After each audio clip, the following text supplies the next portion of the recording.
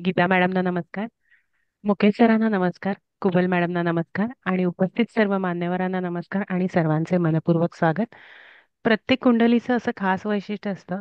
पायाभूत घटक अनेक कुंडल्यांमध्ये सारखे असले तरी फलितांमध्ये फरक पडतो. आता आज सरांकडनं आपण उपग्रह म्हणजे छायाग्रह याविषयी जाणून घेणार आहोत. हे जरी गणितीय बिंदू असले तरी या बिंदूंना कुठले स्थान मिळालेले आहे, कुठल्या स्थानात एखादा हा उपग्रह आहे, हा कुठल्या ग्रहाशी संबंधित आहे, यावरून त्याचे शुभ अथवा अशुभ फल कसे मिळणार याचे विवेचन करता येते. सरांना मी विनंती करते की त्यांनी आजच्या लेक्चरला सुरुवात करावी. Thank you sir. Thank you madam. धन्यवाद मॅडम, धन्यवाद. पहिल्यांदा तुमचं स्वागत करतो. तुम्ही आमच्या वर्गाचं स्वागत केलंय. त्यानंतर सगळे सन्माननीय आदरणीय चव्हाण मॅडम आहेत, दळवी साहेब आहेत, कुबल मॅडम आहेत, देशमुख मॅडम आहेत, हळदणकर मॅडम आहेत, सर्व कुलकर्णी आहेत, तर इत्यादी कुलकर्णींचं स्वागत आहे. आज आपण शिकणार आहोत. आज नवीन पत्रिका आहे, तर त्या नवीन पत्रिकेमध्ये तुम्हाला मी काही ठिकाणी पत्रिका पाठवलेली आहे, स्पष्टगृह पण पाठवलेले आहेत, तरी सुद्धा इथे आपण ते लावणार आहोत. आणि त्याच्यानंतर जे काही प्रश्न उत्तरं घेणार आहोत, तर तुम्हाला पहिल्यांदा कळलं पाहिजे की खरोखर काय आहे. आता थोडस वेगळं विश्लेषण करतो की पाराशरीमध्ये सुद्धा ह्याचा उल्लेख केलेला आहे.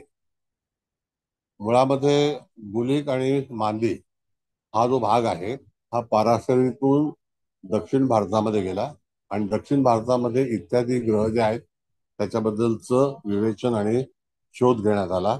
उपग्रह, छायाग्रह ज्याला आपण म्हणतो. तर त्या ठिकाणी कुंडलीची भाषा नावाचं एक पुस्तक जे शास्त्रीय परीक्षेला उपयोगात आणलं जातं. तर त्यावेळेला फक्त ते दोनच मांदी आणि गुलिकच शिकवले जातात. बाकी त्याच्यामध्ये कुठल्याही तऱ्हेचा उल्लेख आलेला नाही, आढळलेला नाही. दुसरी गोष्ट की सविस्तर याच्यामध्ये कोणत्याही तऱ्हेचं पुस्तक असं उपलब्ध नाही. ज्यांनी त्यांनी आपापल्या मनाने वाटेल तसं हे लिहिलेलं आहे. तर कृपया त्या जे काही जे छायाग्रह आहेत त्या छायाग्रहांचं जे वैशिष्ट्य आपण शिकलेलो आहोत, विशेष करून त्यांची जी काही क्रिया आहे किंवा त्याचे फलित आहे, ते फलित लक्षात ठेवणं गरजेचं आहे. त्यामध्ये मग इंद्रचाप असो, त्याच्यानंतर धूम असो, ह्या सगळ्याचा गोष्टीचा उल्लेख जो आहे तो त्यांनी त्या गणिताच्या माध्यमातून तिथे तयार केलेला आहे. पण तो बुधाचा केलाय का, गुरुचा आहे का, अशा सगळ्या ज्या काही कल्पना त्यांनी सुचवलेल्या आहेत, तर तसं काही मनामध्ये धरू नये. त्याचं जे नामकरण आहे ते नावच फार महत्वाचं आहे. त्याच्यामध्ये शनीचं मांदे आणि नंतर मग गुलिक शनीचं आहे असा बिलकुल विचार करू नये. मांदेचा आणि शनीचा काही मात्र संबंध नाही. तर ते मी तुम्हाला पहिल्यांदा स्पष्ट करून सांगतो. आता ज्या पुस्तकामध्ये ज्यांनी जे वर्णन केलेलं आहे, तर ते वर्णन त्यांचं स्वतःचं मत आहे. आणि ज्योतिषशास्त्री परीक्षेला ह्या फक्त दोनच उपग्रहांचा किंवा छायाग्रहांचा त्याच्यामध्ये उल्लेख दर्शवला जातो. बाकी इत्यादी ग्रहांचा तिथे विचार केलेला नाही. आता भाग राहिला की आपल्या जीवनामध्ये जो काही फलादेश मिळत असतो आणि त्याला कारण कशी असतात, त्या पर्टिक्युलर स्थानाला आणि त्या रेखांशाला फार महत्व आहे. तर रेखांशामध्ये त्याची निवड जी आहे ती दक्षिण भारतामध्ये त्यांनी केलेली आहे. आपल्याकडे जी सॉफ्टवेअर आहेत, जी भारतीय किंवा तत्सम मुंबई मधली, तर त्याच्यामध्ये फक्त एंटायर राशीलाच त्यांनी त्याच्यामध्ये दर्शवलेला आहे. त्याच्यामध्ये रेखांशामध्ये चरण वगैरेचा काही उल्लेख केलेला नसतो. तर अशाच वेळेला तुम्हाला मिसगाईड होऊ नये किंवा तत्सम काही फलादेशामध्ये चूक होऊ नये, हा एवढाच विचार करावा की आपल्याला फलादेश देतेवेळी त्या सगळ्या गोष्टींचं ध्यान ठेवावं आणि त्याच्यानंतरच मार्गदर्शन करावं. तर आता जे काही कुंडली आहे, तर ती कुंडली मॅडम मांडतील. तर त्याच्या अगोदर आता चव्हाण मॅडमचा एक क्लास सुरू होणार आहे. त्याचं नाव आहे संजीवनी विद्या. आता ती संजीवनी विद्याचं जे काही प्रास्ताविक व्याख्यान आहे ते त्या घेतील आणि त्याच्यानंतर साधारणतः जानेवारी महिन्यामध्ये किंवा क्रिसमसला, हॅपी न्यू इयर मध्ये किंवा क्रिसमस मध्ये त्या शास्त्राचा आपण तिथे परिचय मांडणार आहोत. तर एनिवे, आता चव्हाण मॅडम, आणखी कोणाला काही प्रश्न असतील का आपण गेल्या क्लास केला होता त्याबद्दल? आहेत का काही नाही कळलेलं असं काही? सर मी जरा विचारू का? हा बोला. सर सॉरी, पण मी अगदी बेसिक हे विचारते कारण मी मध्ये ते ऐकलं पण मधली दोन गेल्यामुळे आणि पहिलं मला खरं खूप चांगलं समजलं होतं, पण आता तरी मी सध्या कन्फ्युजन मध्ये आहे. मला फक्त एवढंच क्लिअर करा की आता आपण हे धूमबिंदू किंवा सगळे जे व्यतिपात इंद्रचाप वगैरे बिंदू घेतले त्यांची कार्य काय आहे ती कळली, पण हे बिंदू कोणत्या राशीत आहेत या संबंधी आपल्याला इन्स्टंट हे मिळतं का? म्हणजे कॉम्प्युटरवर नाही. आपल्याला उपलब्ध आहे का? हो, कॉम्प्युटरवरती करता येतं. त्या सॉफ्टवेअरमध्ये तशी सोय असेल तर करता येईल. ते मी तुम्हाला नंतर सुचवतो काय करायचं आहे ते. पण हा. भाग असा आहे मॅडम की त्याचं जे गणित आहे तर ते गणित थोडंसं वेगळं आहे. त्याला गणिताशिवाय हे फलित झालेलंच नाही हे लक्षात ठेवा. तर ते हा. गणित जे आहे तर त्या एका ग्रहापासून एक राशी, त्यानंतर चंद्र अधिक करा वजा करा आणि नंतर मग त्याची टोटल करून नंतर तो एक ग्रह असा ठरवलेला आहे. पण तो हा. पर्टिक्युलर कुठल्या ह्याचा आहे, काही लोकांनी सांगितलं की हा बुधाच्याकडून येतो, हा शनीकडून येतो, मग तो व्यतिपात ह्याच्याकडून येतो. तर असं सगळं जे आहे ते चुकीचं आहे. त्याच्यामध्ये व्यतिपात योग आहे हे मान्य आहे, हा. मांदी आहे हे पण मान्य आहे, गुलिक आहे मान्य आहे, धूम आहे मान्य आहे. पण तो पर्टिक्युलर ग्रहाला लागू पडतो ही मान्यता नाहीये. कळलं का? हा. अ, हा. पराशरीमध्ये सुद्धा ह्याचा उल्लेख आलेला आहे, पण तो संस्कृत भाषेमध्ये आहे. तर मी आज थोडस वेगळ्या तऱ्हेचा भाग तुम्हाला मी सांगतो. पराशरी ही पद्धत आपण पुढे जाऊन शिकणारच आहोत. तर जे काही आपले ऋषी होते आणि ज्या ऋषींनी सगळ्या गोष्टीचं संशोधन केलेलं आहे, तर त्याच्यामध्ये एक गोष्ट लक्षात ठेवा की ह्या सर्व ऋषींनी तुम्हाला फक्त ग्रह किंवा छायाग्रह हे काय प्रतिसाद देतील, बरा वाईट चांगला वाईट याबद्दलचं, पण एखादी कुंडली मांडून आजपर्यंत मी अनेक ग्रंथ वाचन केलेले आहेत. तर त्याच्यामध्ये कुठल्याही तऱ्हेची कुंडली मांडून त्याच्यावरती विश्लेषण पर्टिक्युलर ह्या कुंडलीमधून हा असा योग झाला आणि त्याच्यामुळे तशा घटना घडल्या किंवा घडतील असा उल्लेख नाही. त्यांनी असं सूचित केलेलं आहे ज्या संस्कृत ग्रंथांमध्ये, आणि त्याचं ट्रान्सलेशन जे आहे ते हिंदीमध्ये आहे. तर त्यांनी असं सोडलं की अशा ठिकाणी असा योग असेल तर त्या जातकाच्या जीवनामध्ये अशा घटनेला सामोरं जावं लागेल किंवा चांगलं होईल का वाईट होईल. आता बऱ्याच वेळेला आपण अनेक लोकांच्या कुंडल्या पाहतो, त्यावेळेला आपल्याला असं वाटतं की हा एवढा मोठा मनुष्य कसा झाला, त्याच्यामध्ये काय योग आहे, काय असतील योग. तर ते योग ओळखण्याची जी काही कृती आहे, कला आहे, तर ती फक्त पराशरी आणि त्या ह्याच्यामध्ये त्यांनी सुचवलेली आहे. आपण पुढच्या वेळेला एक विषय अतिशय महत्वाचा घेणार आहोत. अतिशय म्हणजे अतिशय महत्वाचा विषय आहे.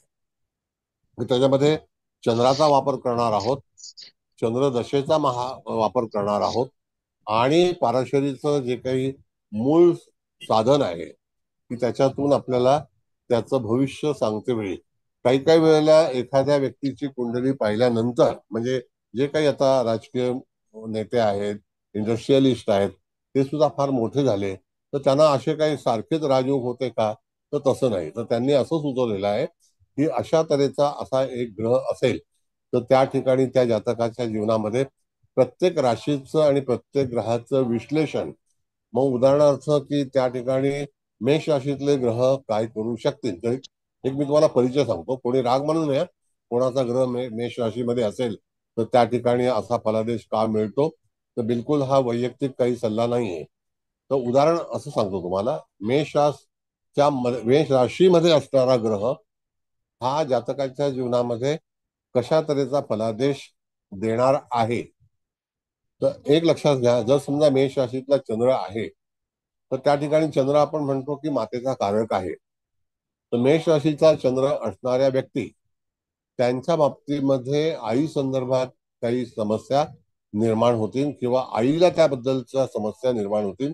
तर मेष लग्न हे कुठेही असू शकतं. त्याचा भाव त्यांनी सांगितलेला आहे, तो उल्लेख पाराशरीमध्ये आपण जेव्हा शिकू त्यावेळेला मी लवकर चालू करणार आहे पाराशरी, आणि त्यावेळेला त्याच्यातून फलादेश कसा द्यावा. तर तेव्हा एक राशांतर योगाचा काय फलादेश असू शकेल किंवा त्यामधून तो ग्रह भ्रमण करीत असता त्या ठिकाणी कुठल्या घटना होऊ शकतील. आणि गोचरीचा ग्रह जेव्हा तिथून जाईल, म्हणजे गोचरीचा ग्रह नाही, गोचरीच्या चंद्राच्या दशेच्या अंतर्गत होणाऱ्या घडामोडी ह्या तासामध्ये आपण त्याचा विचार करणार आहोत. तर तशा तऱ्हेचं साहित्य जे आहे ते आपण पुढच्या 4-5 लेक्चर मधून नंतर सुरू करणार आहोत. पण पाराशरीचे नियम हे अतिशय भिन्न आहेत. मग ते याच्यामध्ये लघु पाराशरी पण आहे, पाराशरी आहे, नंतर आणखी इत्यादी जी काही शास्त्र आहेत ती प्रत्येक ऋषींनी आपापल्या वेगळ्या तऱ्हेचं मांडलेलं आहे. आणि मग नंतर त्याच्यावरती आपण जे ज्योतिषी आहोत तर ती कुंडली मांडून त्याच्यावरती आपण नक्की केलं. पण सुरुवातीला त्यांनी राशीवरती जास्ती भर देऊन ज्या राशीमध्ये असणारा ग्रह, जसं उदाहरण तुम्हाला एक आता थोडक्यात सांगतो, परत सांगतो, कोणाच्या कुंडलीमध्ये कुठला ग्रह असेल तो कोणी वाईट विचार करू नये. उदाहरणार्थ एखाद्या वेळेला मेषेचा गुरु आहे असं समजा, तर मेषेच्या गुरुच्या संदर्भामध्ये त्याच्यामध्ये असं सुचवलेलं आहे की भावाचा मृत्यू आपल्या समोर होईल, हे वाक्य आहे त्याच्यामध्ये लिहिलेलं पाराशरीमध्ये. आणि त्याच्यामध्ये जर गुरु असेल तर त्या ठिकाणी त्या भाऊ मेल्यामुळे, भाऊ देवाघरी गेल्यामुळे त्या ठिकाणी आपल्या स्वतःच्या मुलांची जी प्रगती आहे ती कुठेतरी थांबलेली असेल किंवा थांबेल, अशा तऱ्हेचा उल्लेख जो आहे तो त्या पाराशरीमध्ये केलेला आहे. बनारस युनिव्हर्सिटीमध्ये तुम्हाला असे अनेक ग्रंथ जे आहेत ते वाचाव्यास मिळतील, पाहायला मिळतील. आणि उत्तर भारतातलं जे काही साहित्य आहे ते पाराशरींचंच आहे. आणि ते नंतर दक्षिणेमध्ये घेऊन त्याच्यावरती आणखी त्यांनी शोध घेतला आणि नंतर मग तिथे आणखी बऱ्याचशा गोष्टी आपल्याला माहिती पडायला लागल्या. तर तसं आपण ते सुरू करणारच आहोत, त्याच्यावरती आपण विचार करू. बरं, आता आणखी कोणाला काही प्रश्न आहे का? नाही सर. Okay, fine. बर, आता मॅडम कुंडली लावा तुम्ही. तर कुंडली लावल्यानंतर त्याचा जो विचार आहे तो आपण करणार आहोत. लावली सर, अगोदर जन्मतारीख लावली. हम्म 17 फेब्रुवारी 1982 पहाटे 2:44 जन्म आहे. पुण्याचा जन्म आहे आणि जातक पुरुष आहे. पत्रिका नोंद करून घ्या जरा कृपया. केली आहे सर, तुम्ही पाठवली त्यावेळेसच. हा, हरकत नाही, म्हणजे ज्याला कोणाला नसेल मिळाली त्यांनी नोंद करून घ्या.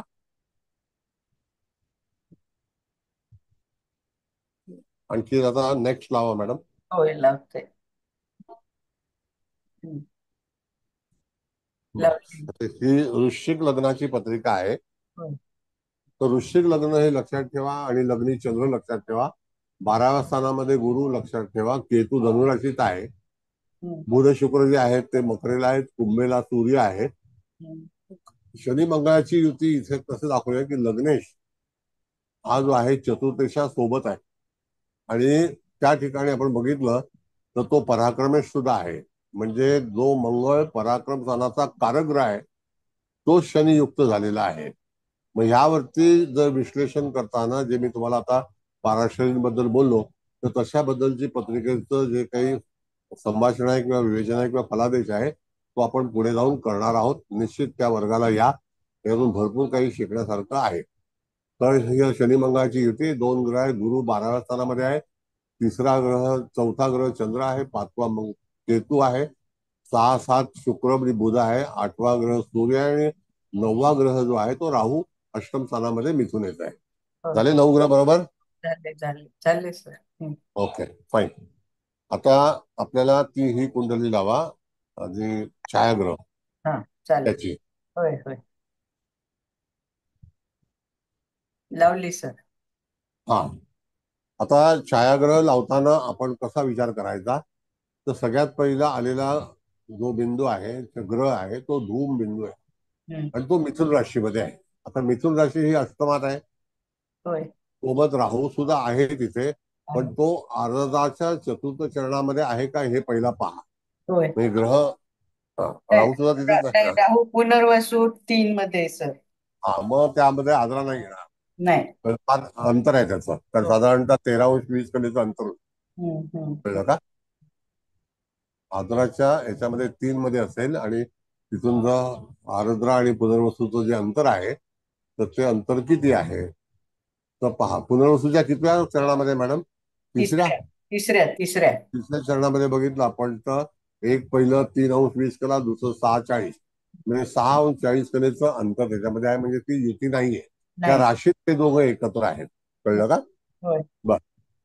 त्यानंतर आता धूम हा पहिला जो ग्रह आपण अष्टम स्थानाशी संबंधित एक एक फलादेश करत जाऊ. एक एक ग्रहाचा, एक एक छायाग्रहाचा फलादेश करत जाऊ. धूमबिंदू हा तुम्हाला माहिती आहे की त्या ठिकाणी तो 100% निगेटिव्ह आहे, त्याच्यामध्ये वाद नाही. आता जरी तिथे राहू असला तर तो राहू युक्त नाही आहे, पण तो एका राशीमध्ये तर निश्चित आहे आणि स्थान दूषित आहे. मग अशा ह्या दूषित स्थानामध्ये जर धूमबिंदू आलेला आहे, प्रत्येक वेळेला बघा कुंडलीचं स्वरूप जे आहे ते बदलतं आणि त्याच दरम्यान जर जातकाच्या जीवनामध्ये आलेला हा जो बिंदू आहे तो कोणत्या घडामोडी करेल, तर तो आपल्याला विचार करणं आपल्याला गरजेचं आहे. आता त्या विचारांवरती तुम्हाला फलादेश हा निश्चित करायचा आहे.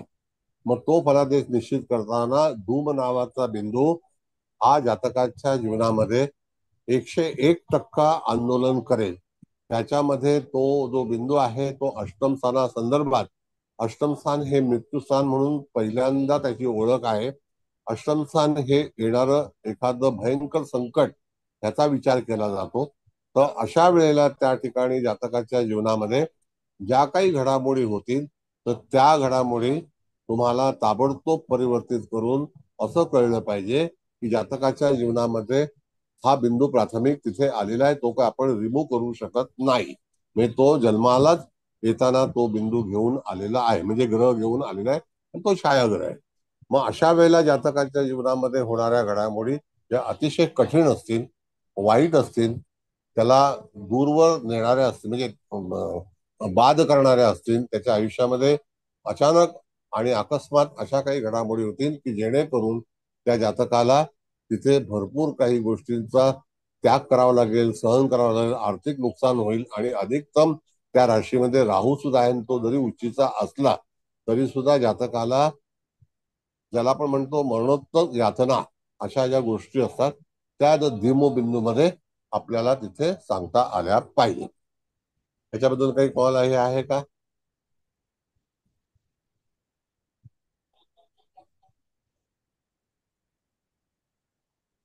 काही कळलं नाही? बर. आता दुसरा भाग असा आहे, ही रास कोणती आहे तर मिथुन आहे. ह्या मिथुन राशीमध्ये राहू सुद्धा आलाय आणि धूमबिंदू सुद्धा आलाय. कारण आपण छायाग्रहाबद्दलचा आता जो विषय आपला चाललेला आहे, 100% ह्या जातकाच्या जीवनामध्ये रिलेटेड ब्रदर, ज्याला आपण मिथुन राशी कालपुरुषाला तृतीय स्थानामध्ये येते.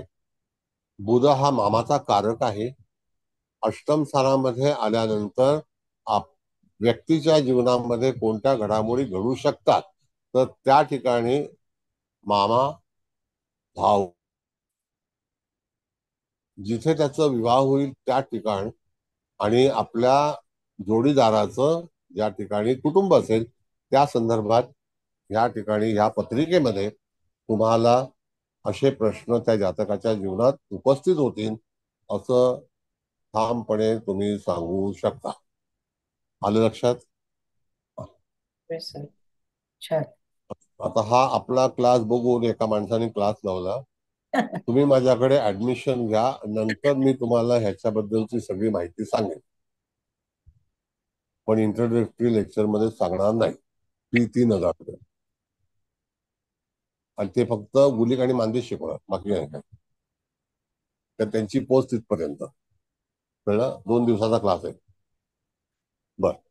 आता बोला, आणखी काही कळलं नाही? सर बेंद्रे बोलतोय. बोला. जसं तुम्ही आता सांगितलं की मेषेत जर चंद्र असेल किंवा मेषेत गुरु असेल तर असं असं मिळेल, तसं प्रत्येक राशीचं फळ आहे का? म्हणजे वृषभेत हो, अमुक हो, अमुक हो. असलं तर असे. पराशरीचं फळ जे आहे तर पराशरी, लघुपराशरी आणि त्या ठिकाणी इत्यादी जे काही ऋषीमुनी जे आहेत त्यांनी आपापल्या परीने तो फलादेश त्यांनी वर्तवलेला आहे आणि तो फलादेश फक्त राशी निर्माण झाल्यानंतर त्या राशीचं जे स्थान आहे तिथे काय घडामोडी होतील याचा उल्लेख आणि हे केलेला आहे. परिचय केलेला आहे. बरोबर आहे. कारण तुम्ही आता जे मेषे गुरु ते माया बघण्यात पत्रिका आली आहे. मोठ्या भावाचा मृत्यू झालेला आहे त्याचा, आहे म्हणजे ना. लहान असताना. बरोबर आहे तुम्ही जे सांगितलं ते. नाही, मी बघा माहिती सर की मी कुठल्याही गोष्टीचं ना अतिशयोक्ती करत नाही. जे हम्म. आहे मी जे शिकलोय तेच तुम्हाला मी शिकवणार.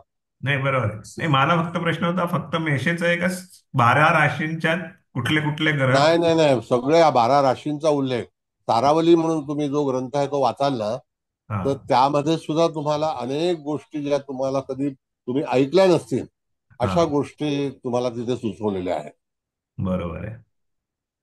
अधिकतम तुम्ही जो सांगताय मेषेचा गुरु, हो. याबद्दल मी तुम्हाला थोडासा आणखी सांगतो हा. की तुम्ही त्या व्यक्तीला ओळखत असाल हो. तर अशा व्यक्तीच्या जीवनामध्ये आर्थिक हानी ही निश्चित झालेली असेल, होणार असेल आणि आर्थिक चणचण जाणवेल, हे पण तेवढं नक्की आहे. अच्छा. हा. आता बाकी तो तुमचा क्लायंट आहे, तुम्हाला माहिती असेल. नाही, अजून तो लहान आहे त्यामुळे तसं कळत हा, नाहीये. मग तिथे काही भावाचं काय झालं का? पण हा मोठा भाऊ गेला. हा. येस. म्हणजे हा लहान असताना हा 5 वर्षाचा, हा 10 वर्षाचा होता, मोठा भाऊ 15 वर्षाचा होता. तो मेषेत येस गुरु आहे त्याच्या. Yes yes. हा. Okay sir, thank you. म्हणजे ह्या सगळ्या गोष्टीचा जो सारावली म्हणून जे हे आहे ना ग्रंथ, हम्म. त्याच्यामध्ये उल्लेख केलेला आहे. बरोबर. हं, ओके सर, थँक्यू. ठीक आहे. कसं आहे, तुमच्यासारखे अभ्यासू व्यक्ती आहेत तर शिकवायला आणखी एक मजा येते. हो, पण ते ह्या सगळे जे श्रेष्ठ मुनी होते त्यांचं काय ऑब्झर्वेशन आणि कसं त्यांनी प्रश्नच हे नाही, सगळं त्यांचे विचार फार वेगळे होते. डिराईव्ह केलं असेल सगळं हे. नक्की नक्की. Yes sir, yes. त्यांच्याबद्दल थक्क होतो आपण. नाही, खरी गोष्ट आहे. म्हणून काही वेळेला काय आपण वाचावं, टाइम्स ऑफ इंडिया वाचावा का इकॉनॉमिक टाइम्स वाचावा, बरोबर. असं आहे. Okay sir, thank you. थँक्यू. बरं आता सर हे तर हा सर बोला. तुम्ही तो ग्रंथ कोणता सांगितलात? नाव त्याचं सा, परत एकदा सांगा ना. तारावली. तारावली. सारावली. अच्छा, सारावली. ओके, धन्यवाद सर. धन्यवाद.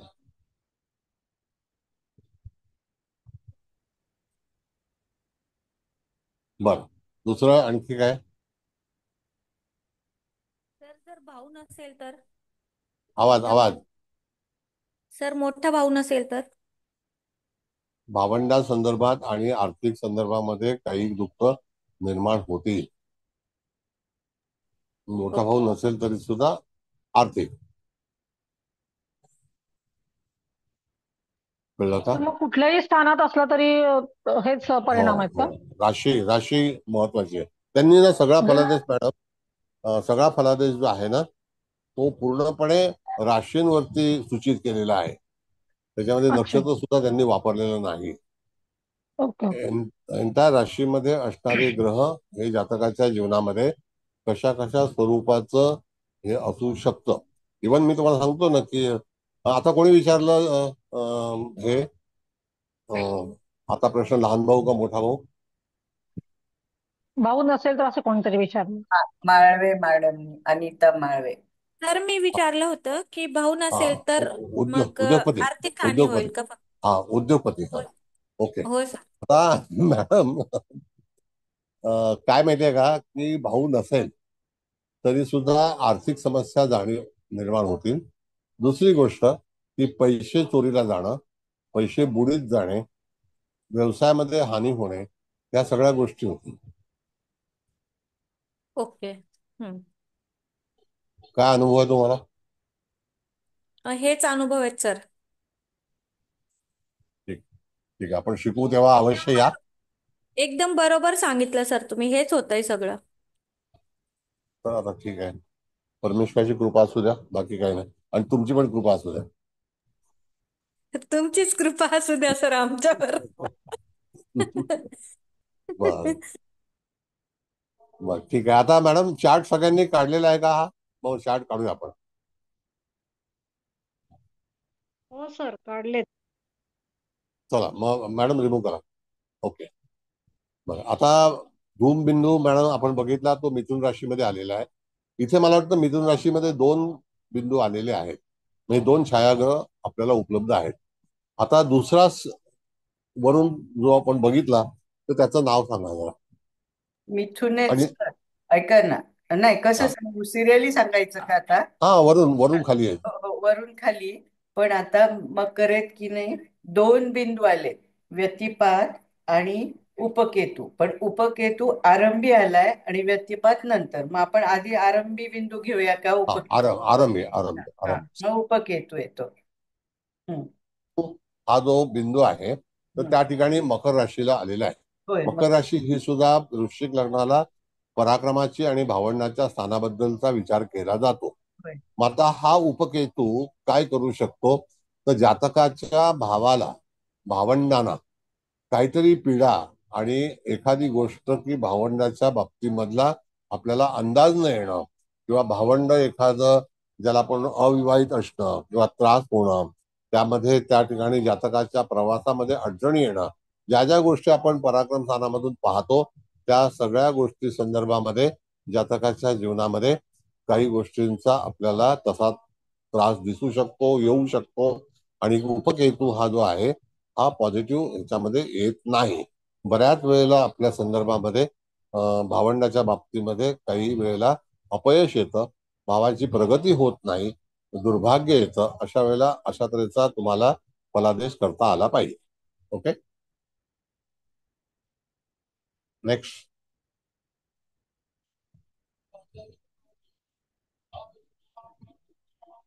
बोला. पुढचा सांगू का सर? हा सांगा ना. हा, मग पुढचा व्यतिपात आहे. मकरेतच व्यतिपात, आणि शिवाय तो बुधाला पण आलाय. हम्म, बुध बुध सुद्धा त्याच्यामध्ये आहे ना.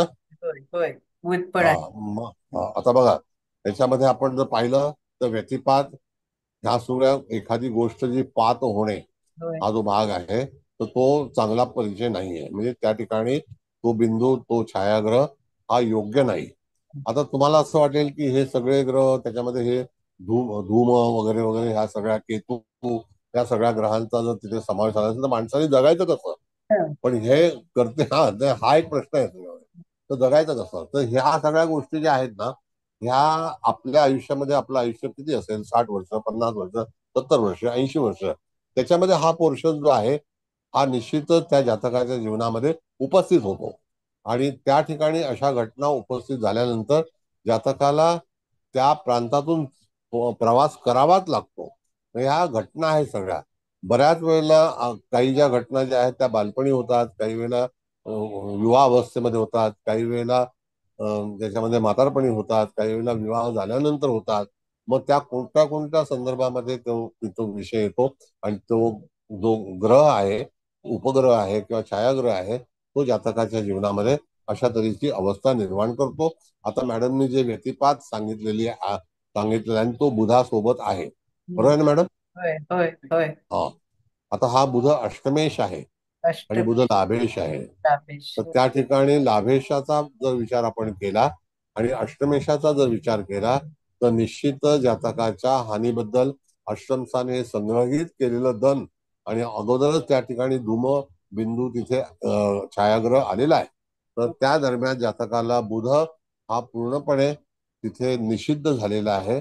आणि बुधाच्या ज्या ज्या काही गोष्टी असतात त्या संदर्भामध्ये जातकाच्या जीवनामध्ये उगीच काही ना काहीतरी घटना घडू शकते, असा भाग जो आहे तो त्याच्यामध्ये दर्शवलेला आहे. आणि तो बुध त्या ठिकाणी निश्चितच कमावलेलं घालवेल. मनुष्य लॉस कधी होतो, कधी कधी जातकाच्या जीवनामध्ये आलेलं धन हे कम्प्लिटली वाईप आउट होतं. एक आमच्या परिचित व्यक्ती आहेत, मला सांगतो की त्या ठिकाणी 2010ची गोष्ट आहे. 2010 साली त्यांनी 500 कोटी रुपये मुलुंडला कमवले होते. किती? 500 कोटी रुपये.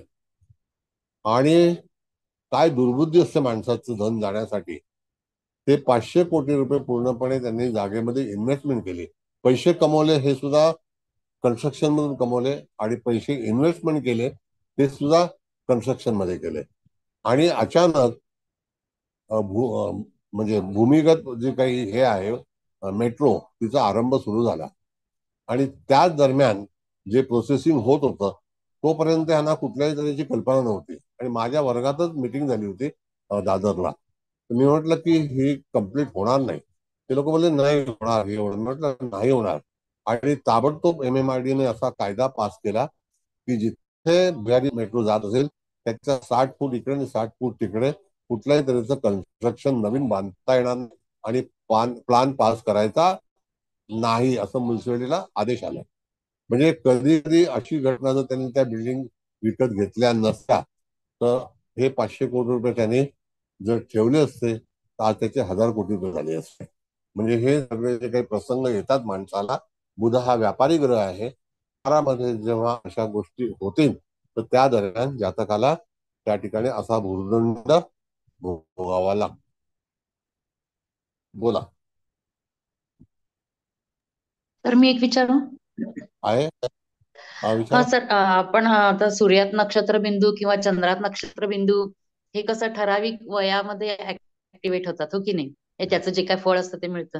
तसं या ग्रहांचं जे काही म्हणजे एखादं काही वय सांगता येईल का की बाबा ह्या वेळेला हे ह्याचं फळ देतील म्हणून? त्याच्या वयाबद्दल असं सांगितलेलं आहे मॅडम. तर हा सर. पहिली गोष्ट म्हणजे एक पार्ट असा आहे, म्हणजे सारावलीमध्ये असं लिहिलेलं आहे की 10 वर्षाचं पहिलं वय जे आहे ते प्रथम स्थानामध्ये आपण विचार करतो. असं 120 वर्षाचं आयुष्य आहे, कळलं का? हो पण हो 12व्या स्थानापर्यंत येईपर्यंत म्हणजे जसं आता हे वृश्चिक लग्न आहे, तूळ राशीपर्यंत 120 वर्षाचं अंतर त्यांना सांगितलेलं आहे. हा सारावलीचा हो विषय सांगतो मी तुम्हाला. हो तर सर. त्या ठिकाणी पराक्रमस्थान हे वयाच्या 30व्या वर्षी लागू पडतं, कळलं? ओके. हो सर, हो समजलं. मग वयाच्या 30व्या म्हणजे वर्षी साधारण कदाचित. त्या वयामध्ये ते घटना घडेल किंवा काही त्याचं फळ देईल तो बिंदू, तो ग्रह, छायाग्रह. येस. बरं, ओके सर, दुसरा भाग असा आहे समजलं. मॅडम की हा यदा सर. कदाचित इन बिटवीन त्या वयाला अनुसरून किंवा आफ्टर दॅट ऑल्सो जर एखादा तिथून अतिशय बलवान ग्रह जर प्रवास करत असेल ट्रान्झिट मध्ये, बलवान ग्रह हा हा सर. म्हणजे तिथे शनी, राहू, केतू हे अतिशय बलवान ग्रह आहेत. म्हणजे ते सूर्याला पण ग्रहण लावू शकतात आणि हो त्रासामध्ये आणू शकतात. तर अशा वेळेला त्या ठिकाणी अशी घटना त्यांच्या गोचरीवरती सुद्धा जातकाच्या जीवनामध्ये असे प्रसंग येऊ शकतात. ओके सर, हा समजलं सर. छान सर, थँक्यू सर, आणि थँक्यू सर. मॅडम तुम्ही पण प्रश्न विचारला, सरांना हो बोलता गेलं म्हणजे खूप हो म्हणजे महत्वाचा प्रश्न ना की केव्हा बिंदू ऍक्टिव्हेट होईल, आणि हा सरांनी. तेच ना, कारण असं कुठल्या वयाला होईल म्हणून म्हणजे. Thank you sir, thank you. Thank you sir, thank you. Thank you so sir much. हा सर बोला. नमस्कार, येस. मी प्रश्न विचारू का? हा बेटा. सर नमस्कार करते. सर इथे नमस्ते. सपोज आपण शनीचंच ट्रान्झिट पाहिलं तर वयाच्या 10 10 to 12 ह्याच्यामध्ये एक ट्रान्झिट येणार मकरवरून, अगेन 30 इयर मध्ये ट्रान्झिट येणार, प्लस 40 + 30 70 इयर मध्ये ट्रान्झिट येणार. तर सर तिन्ही ट्रान्झिट मध्ये वयाला अनुसरूनच आपण फलकत सांगायचं ना, Yes. आणि सेम टाईप ऑफ फल येणार नाही? नाही, सेम साईन म्हणजे सेम टाईप म्हणजे हा, एकसारखंच फल येणार नाही ना? नाही नाही नाही, तसं नाही येणार. तसं येणार नाही. कारण मी सर तुम्हाला लास्ट वीक मध्ये एक पत्रिका पाहिलेली मी, बरोबर वयाच्या 30व्या वर्षी तिचं लग्न झालं आणि लग्नानंतर आयुष्य अगदी म्हणजे खराबच झालेलं आहे, आणि पुन्हा सेम यमकंटक बिंदूवरून शनीचं ट्रान्झिट आता होणार आहे. तर सर अशा परिस्थितीमध्ये नियर अबाउट 60 वर्षाच्या जवळपास तिचं आता वय होईल. तर अशा परिस्थितीमध्ये 7th हाऊस किंवा ज्या हाऊस मध्ये हे ट्रान्झिट होणार, तर सेम रिझल्ट नाही ना येणार सर? आता जर समजा लग्न होऊन देवाघरी गेला असेल तर परत ते लग्न कसं होणार, नाही, त्याच्यामध्ये नाही फलादेश वेगळा देवाघरी होईल. गेला तर असं. जसं आता ह्याच्यामध्ये शनीचं ट्रान्झिट 3 टाइम होऊ शकतं, 10 ते 12 मध्ये, पुन्हा 30 ते 33 मध्ये, पुन्हा नंतर 70 ते 73 मध्ये होणार. ते इथे आपल्याला थर्ड हाऊस कनेक्टेड, बुधा संबंधित, 8th हाऊस संबंधित, लाभ हाऊस संबंधित, वया परत्वे आपल्याला फलकथन करावं लागेल ना सर? नक्की नक्की. अशाच पद्धतीने करायचं ना? येस बेटा, येस. ओके. आणि शनी, राहू, केतू हे नेगेटिव्ह रिझल्ट देणार. सर मंगळाचं ट्रान्झिट पण पाहायचं का नेगेटिव्ह साठी? नाही, मंगळ हा जो फास्ट मुव्हिंग प्लॅनेट आहे ना मॅडम, हा तर कदाचित तो आलेलं दुःख फटकन निवारण होऊ शकेल. हा. पण कारण तरी सुद्धा हा काहीतरी स्पर्श होणार, हा काहीतरी होणार. हा सर, आता तुम्ही लास्ट लेक्चर मध्ये सांगितलेलं शुभ ग्रह जर अशुभ बिंदूवरून जात असतील तरी त्यांचा फल अशुभच असणार. तर सर 9चे 9 ग्रह जेव्हा मकर मधून जात असतील, इन्क्लुडिंग सूर्य, तर आपल्याला त्याच पद्धतीचं नेगेटिव्ह फलच द्यायला लागणार का? हो, कनेक्टेड तो जो थर्ड बिंदू हाऊस पॉझिटिव्ह आहे का? बिंदू नेगेटिव्ह आहे सर. मग बिंदू बस पॉझिटिव्ह नाही. Finish the matter. परवाच्या दिवशी कुर्ल्याला एक बसचा अपघात झाला, हा त्याच्यामध्ये 70 लोक इफेक्टेड झाले.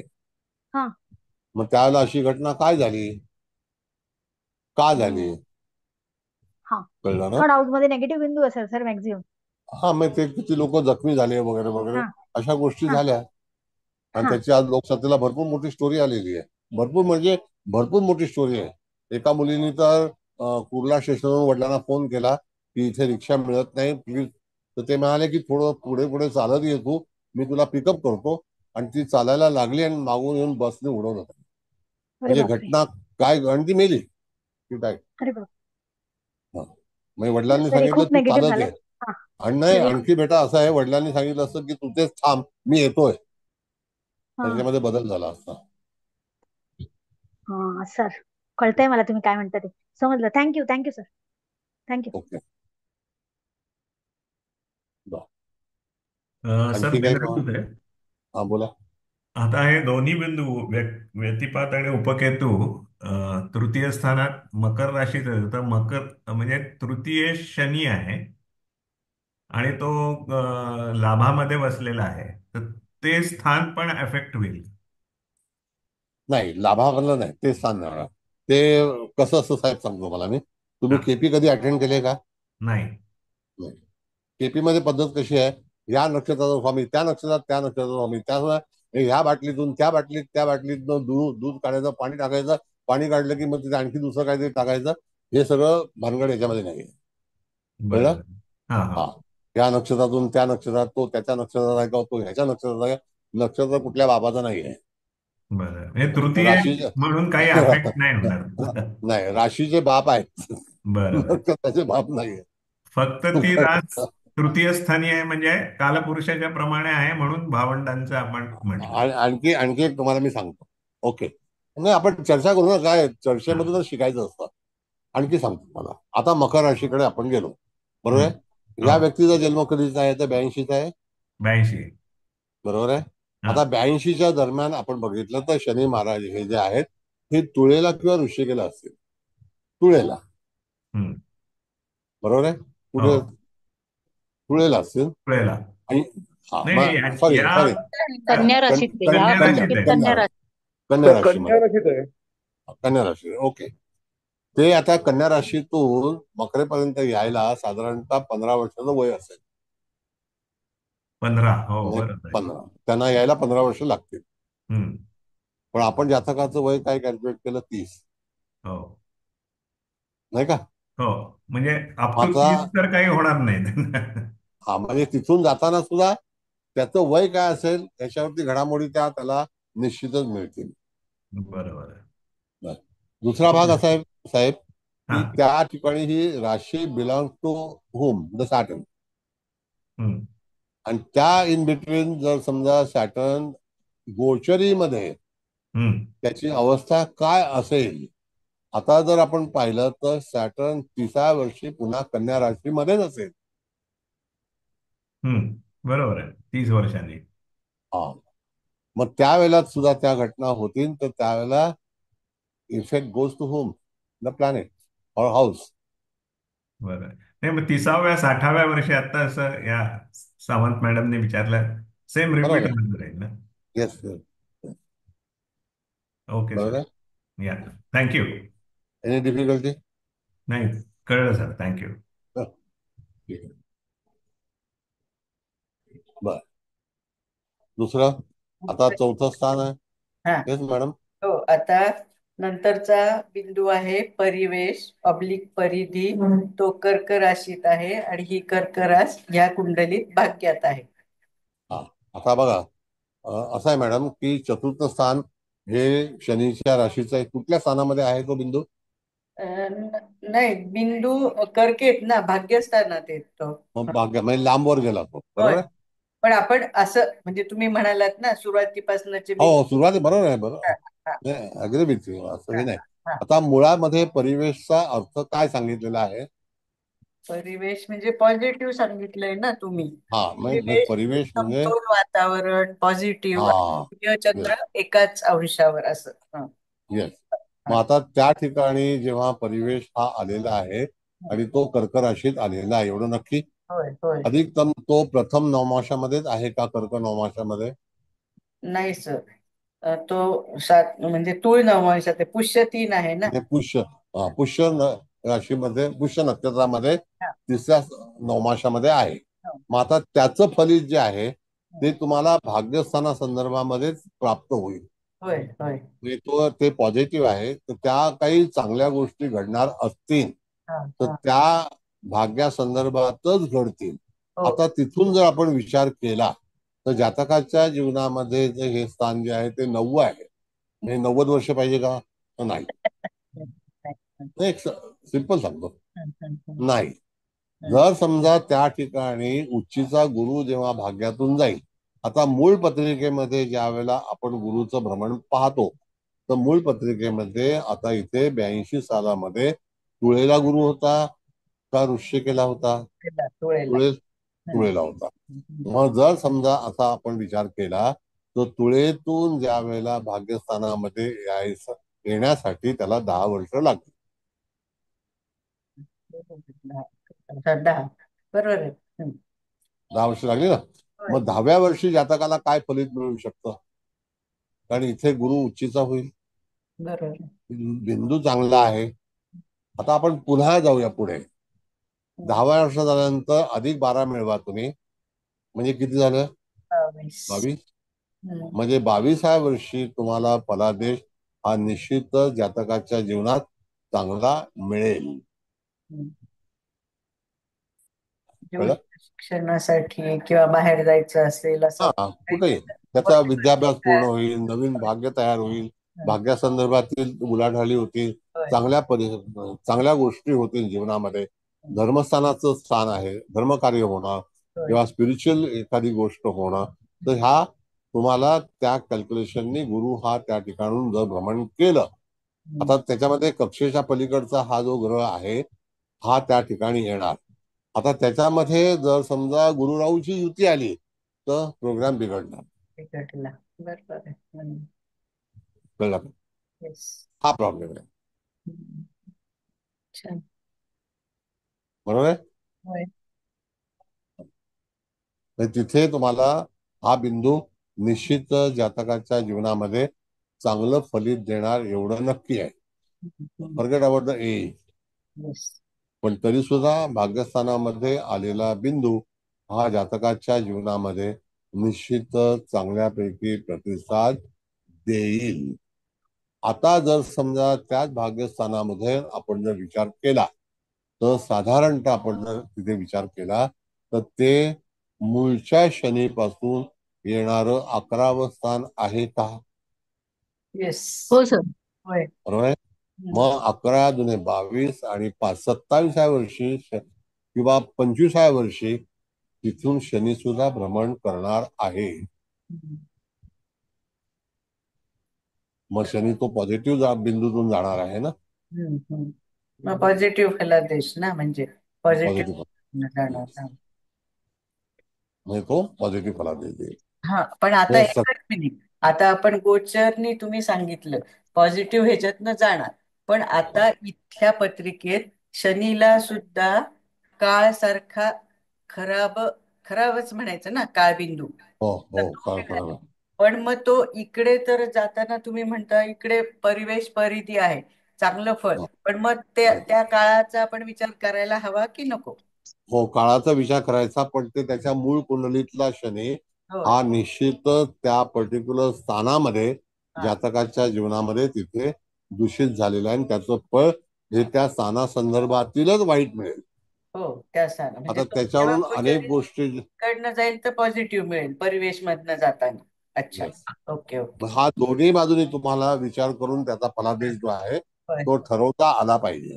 छान समजलं. फलादेश ठरवणं, त्याचं लॉजिक मांडणं हे फार महत्वाचं आहे. हो ना. कवठेकर मॅडम, तुम्हाला काय जमतंय का? हो सर, समजतंय. पण आता तुम्ही सांगितलं की त्याच्यावरून जर ग्रहाचं गोचरीने भ्रमण होत असेल तर पण समजा दृष्टी समजा टाकली गुरु नाही म्हणजे नाही पराक्रमातून जाताना किंवा नाही शनी नाही पराक्रम स्थानातून जाताना नाही. म्हणजे समोर गुरुची दृष्टी टाकली दृष्टी बघा, तर समोर तुम्ही त्याचा वाईट नाही काही. वाईट नाही नाही. तिथून स्थान नाही ना, स्थानातून जेव्हा दृष्टीचं भ्रमण काही करेल. नाही फळ मिळत. Okay sir. हो हो, समजलं सर. कळलं? म्हणजे तिथे जर हो सर, बिंदू समज. हा छायाग्रह जर पॉझिटिव्ह असेल तर तुम्हाला अपेक्षा चांगलीच ठेवायला हवी. सतत सारखं वाईट होईल असं नाही. आता त्याच्या पुढे जाऊन जर समजा आपल्याला नवमाशामध्ये तो कालावधी ठरवायचा असेल तर त्या ठिकाणी तो 110 दिवसाचाच असेल, एवढं बाकी नक्की आहे. Okay sir. म्हणजे एखाद्या आणि ते जातकाने स्थान पण भाव पण चांगला आहे ना तो, यस म्हणजे तो त्रिकोणातला ग्रह हं? त्रिकोणातला भाव. भाग्यस्थान आहे त्याच्यामुळे चांगलंच होईल सगळं. Okay sir.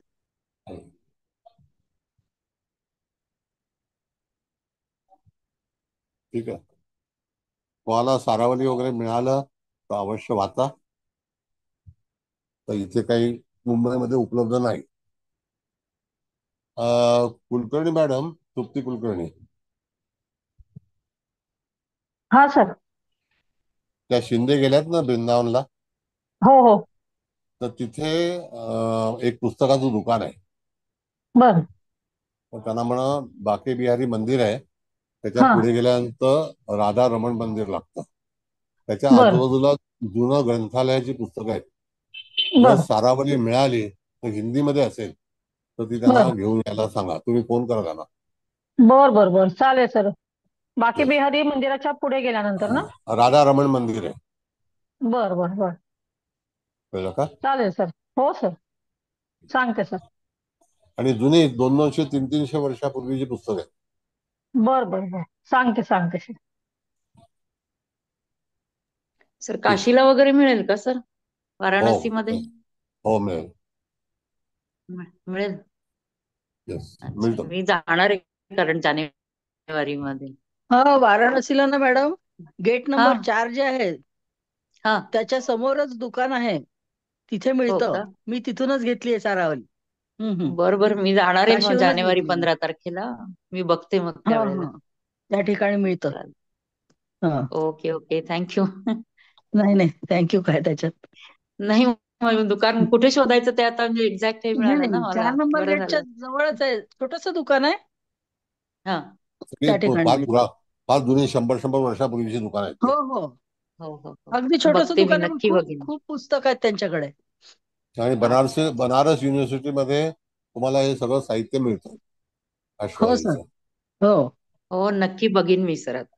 पण सर ठीक आहे. युनिव्हर्सिटीमध्ये कसं आपण स्टुडंट हवं ना त्यांच्या याचं, त्याच्याशिवाय नाही देत असं नाहीत काही ते. नाही. लायब्ररीमध्ये जात हो का? बरं बरं, जाता येईल. ओके ओके सर, ठीक आहे. ठीक आहे कसं ठीक आहे, आता तुम्ही अभ्यासू जण आहात, सगळेजण अभ्यास करत आहात, तर तुम्हाला त्याचा फायदा घ्यायला काय हरकत आहे?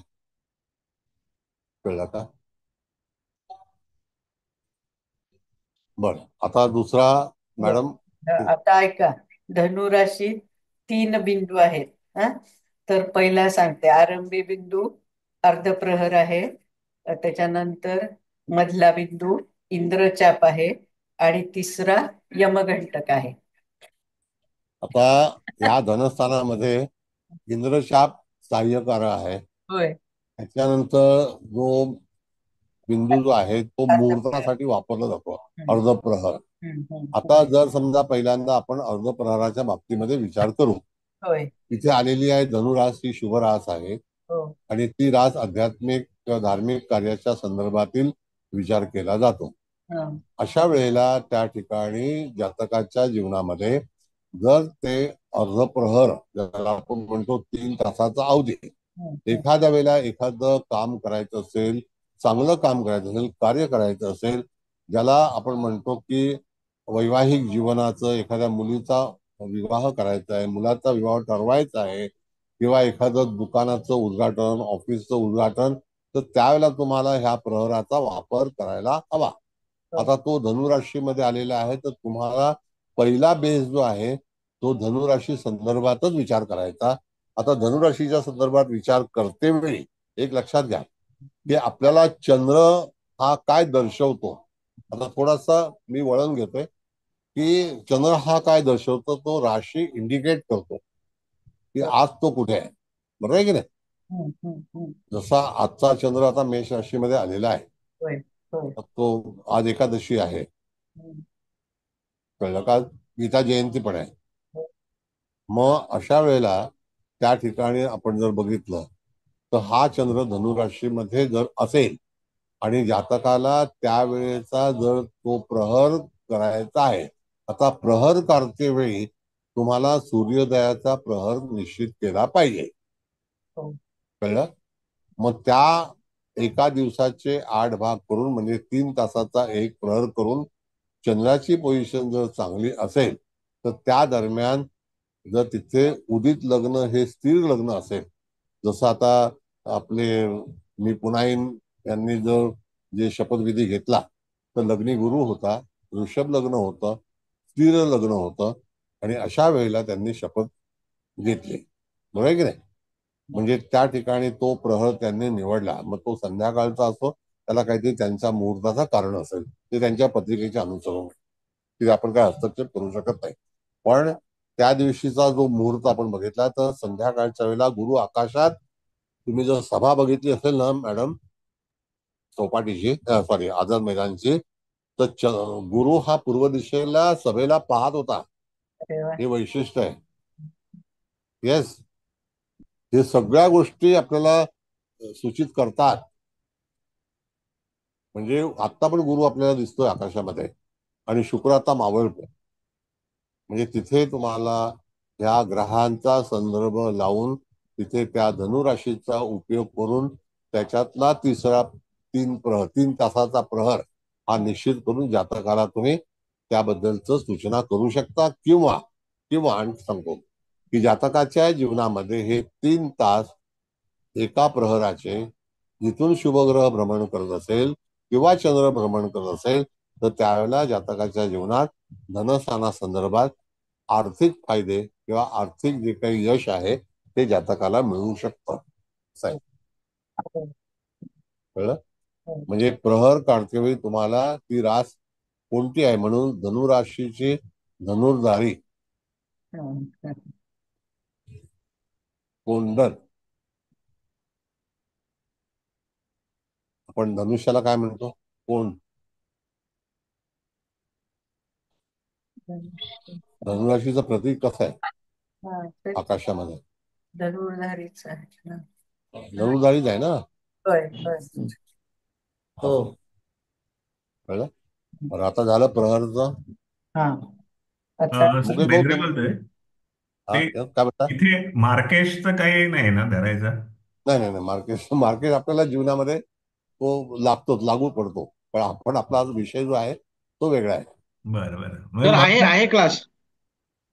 क्लास आहे ना. हा धनु रास चांगली आहे म्हणून तुम्ही आणि हा हा अर्धप्रहर असल्यामुळे चांगला आहे असं म्हणतो. येस.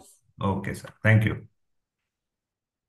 आता दुसरा बिंदू मॅडम कोणता आहे धनुराशीमध्येच. इंद्रचाप आहे सर. हा, इंद्रचाप हा बिंदू एक आशेचं किरण ज्याला आपण म्हणतो. तर आशेच्या किरणामध्ये त्या जातकाच्या जीवनामध्ये निश्चितच आशेचं किरण हे जेव्हा धनुराशी जेव्हा ऍक्टिव्ह असेल त्यावेळेला विचार करायला हरकत नाही. म्हणजेच काय की त्या ठिकाणी एखाद्या जातकाच्या जीवनामध्ये जर आपल्याला त्यांनी विचारलं की माझं भाग्य किंवा माझा जो काही चांगला कालावधी हा कधी येऊ शकेल, तर इंद्रचाप म्हणजे बाण आहे, कळलं का. आणि तो त्या ठिकाणी आकाशामध्ये झेपावेल तर त्यावेळेला त्या ठिकाणी निश्चितच मला यश मिळेल का, तो मिळेल. कधी मिळेल तर ज्या वेळेला धनुराशीमध्ये चंद्राचं भ्रमण पर्टिक्युलर नवमाशामध्ये, लक्षात घ्या 6 तासासाठी तो अवधी उपलब्ध आहे. प्रहर 3 तासासाठी आहे, चंद्र 6 तासासाठी आहे. त्या 6 तासामध्ये इंद्रच्या बिंदूवरती तुम्हाला यश प्राप्त करण्यासाठी तुम्ही एखादं नियोजन किंवा एखादी गोष्ट, एखादं प्रपोजल, एखादी बांधणी, एखादं विजन त्या काळामध्ये तुम्ही साकार करू शकता.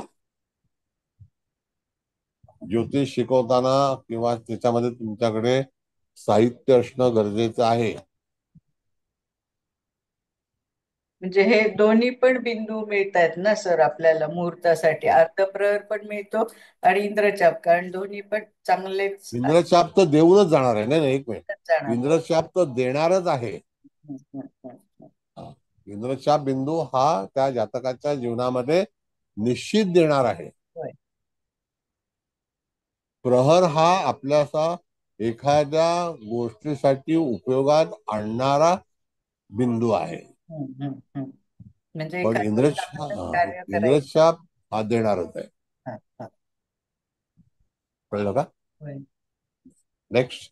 आता हा निसटता बिंदू आहे ना यमघंटक, तर तो 25-40 म्हणजे खूप म्हणजे ती पुढे राशीच्या लास्टला. नाही, सेकंड लास्ट वृश्चिक नवमासामध्ये आहे. हा हा नाही वृश्चिक हा नवमास. वृश्चिक नवमास, बरोबर आहे, पूर्वाषाढा 4.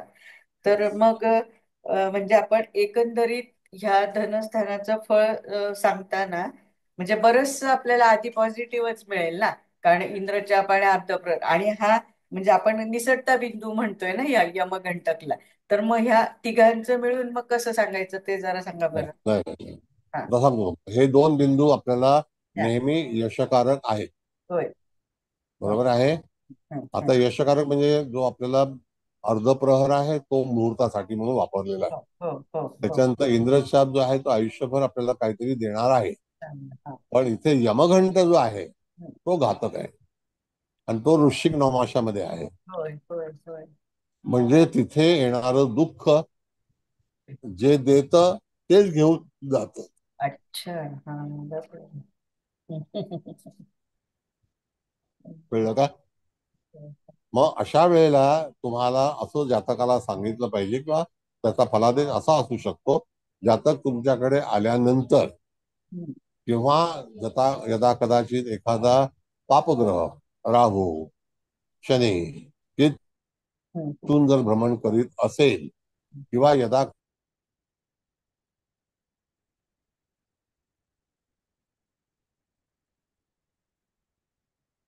साधारणतः मनुष्य ज्ञानी असतो. कळलं काय? तर त्या दरम्यान एखादी घटना जातकाच्या जीवनामध्ये होऊ शकते. आता ती कशा प्रकारे होऊ शकते तर सांगतो तुम्हाला. धनुरास ही खरी कशी आहे तर ती विद्येची रास आहे. कळलं का? विद्या म्हणजे विद्या कुलकर्णी.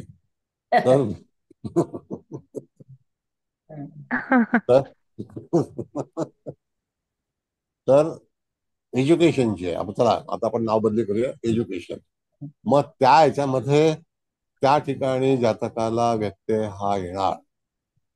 ज्ञानासंदर्भातही धनुराशीकडे आध्यात्मिक संग्रह भरपूर आहे आणि असा आध्यात्मिक म्हणून कधी कधी काही लोकांचे श्लोक पाठ असतात, काही लोक भरपूर काही वाचन करतात, कीर्तन करतात, भक्ती करतात, कॉन्सन्ट्रेशन करतात, मेडिटेशन करतात आणि ध्यान धारणा करतात, साधना करतात, असं आहे, योगा करतात. तर त्याला कारण ते धनुराशीचं वैशिष्ट्य आहे. आता मी जे काही बोलतोय ते कळतंय ना तुम्हाला? ना कळतंय, पण मला थोडस आता हे इथे 3 बिंदू झाल्यावर काहीतरी माझं कन्फ्युजन व्हायला लागले. 1 मिनिट ऐका ना, माहित नाही माझा हा प्रश्न बरोबर आहे की नाही. हे बघा, हा निसटता बिंदू यमघंटक तो तर एकदम खराब आहेच आहे. आणि मला असं म्हणायचं की गोचरिनी एखादा ग्रह आला तिथे, पण नेमका तो यमघंटकशीच कन्सर्न असला, मग ह्या धनुराशीला हे जे इंद्रचाप आणि हे चांगले बिंदू मिळाले, तर मग त्याचा काही लाभ होईल की नाही होणार? त्याचा लाभ त्याला मिळेलच. प्रहराचा लाभ हा तुम्हाला तुमच्या वेळेला उपयोगात पडेल. कळलं का? पण इंद्रशापचा हा तुम्हाला कायमस्वरूपी आहे. यमघंट सुद्धा जातकाच्या जीवनामध्ये काही घडामोडी घटना करू शकेल, पण त्याचं डिव्हिजन जे आहे मॅडम ते भिन्न आहे. ते वृश्चिक नवमासामधलं आहे. मग त्याच वेळेला तो नवमास येण्याकरता एखाद्या ग्रहाला किती काळ लागेल, अवधी किती लागेल, तो ग्रह तिथून जाणार आहे का? आता तुम्हाला उदाहरण सांगतो. आता शनी, मूळचा शनी हा किती अंशाचा आहे? मूळचा शनी आहे 28 अंश 24 कला, म्हणजे शेवटचा कन्या राशीच्या कन्या नवमासामध्ये आहे. होय होय, कन्या नवमी. बरोबर आहे. हम्म, तिथून आपण जर बघितलं तर तो पुढचे 9, 9, 18 आणि तिथे 8, हम्म. 18 आणि 8 किती झाले? 26. 26 होय. 26 गुणिले 110 करा. बापरे. 26 गुणिले दो- 2700 2800 काहीतरी होतात. खूप होतील. हा. 2800 दिवसानंतर जन्म झाल्यानंतर 2800 दिवसानंतर शनी तिथून भ्रमण करणार आहे.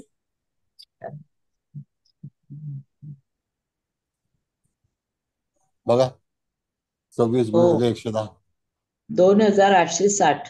हम्म. आहे ना. होय. माझ्याकडे काही पेन पेन्सिल नाहीये. डोकं भरपूर आहे ना. एकदम कॉम्प्युटर पेक्षा भारी. हम्म. पण त्या ठिकाणी तुम्हाला असं सांगायला हवं ओके. की घटना घडेल ती अमुक एका कालावधीमध्ये, आणि तो टायमिंग तुम्हाला अशा रीतीने काढला पाहिजे. होय, समजलं. छान. थँक्यू.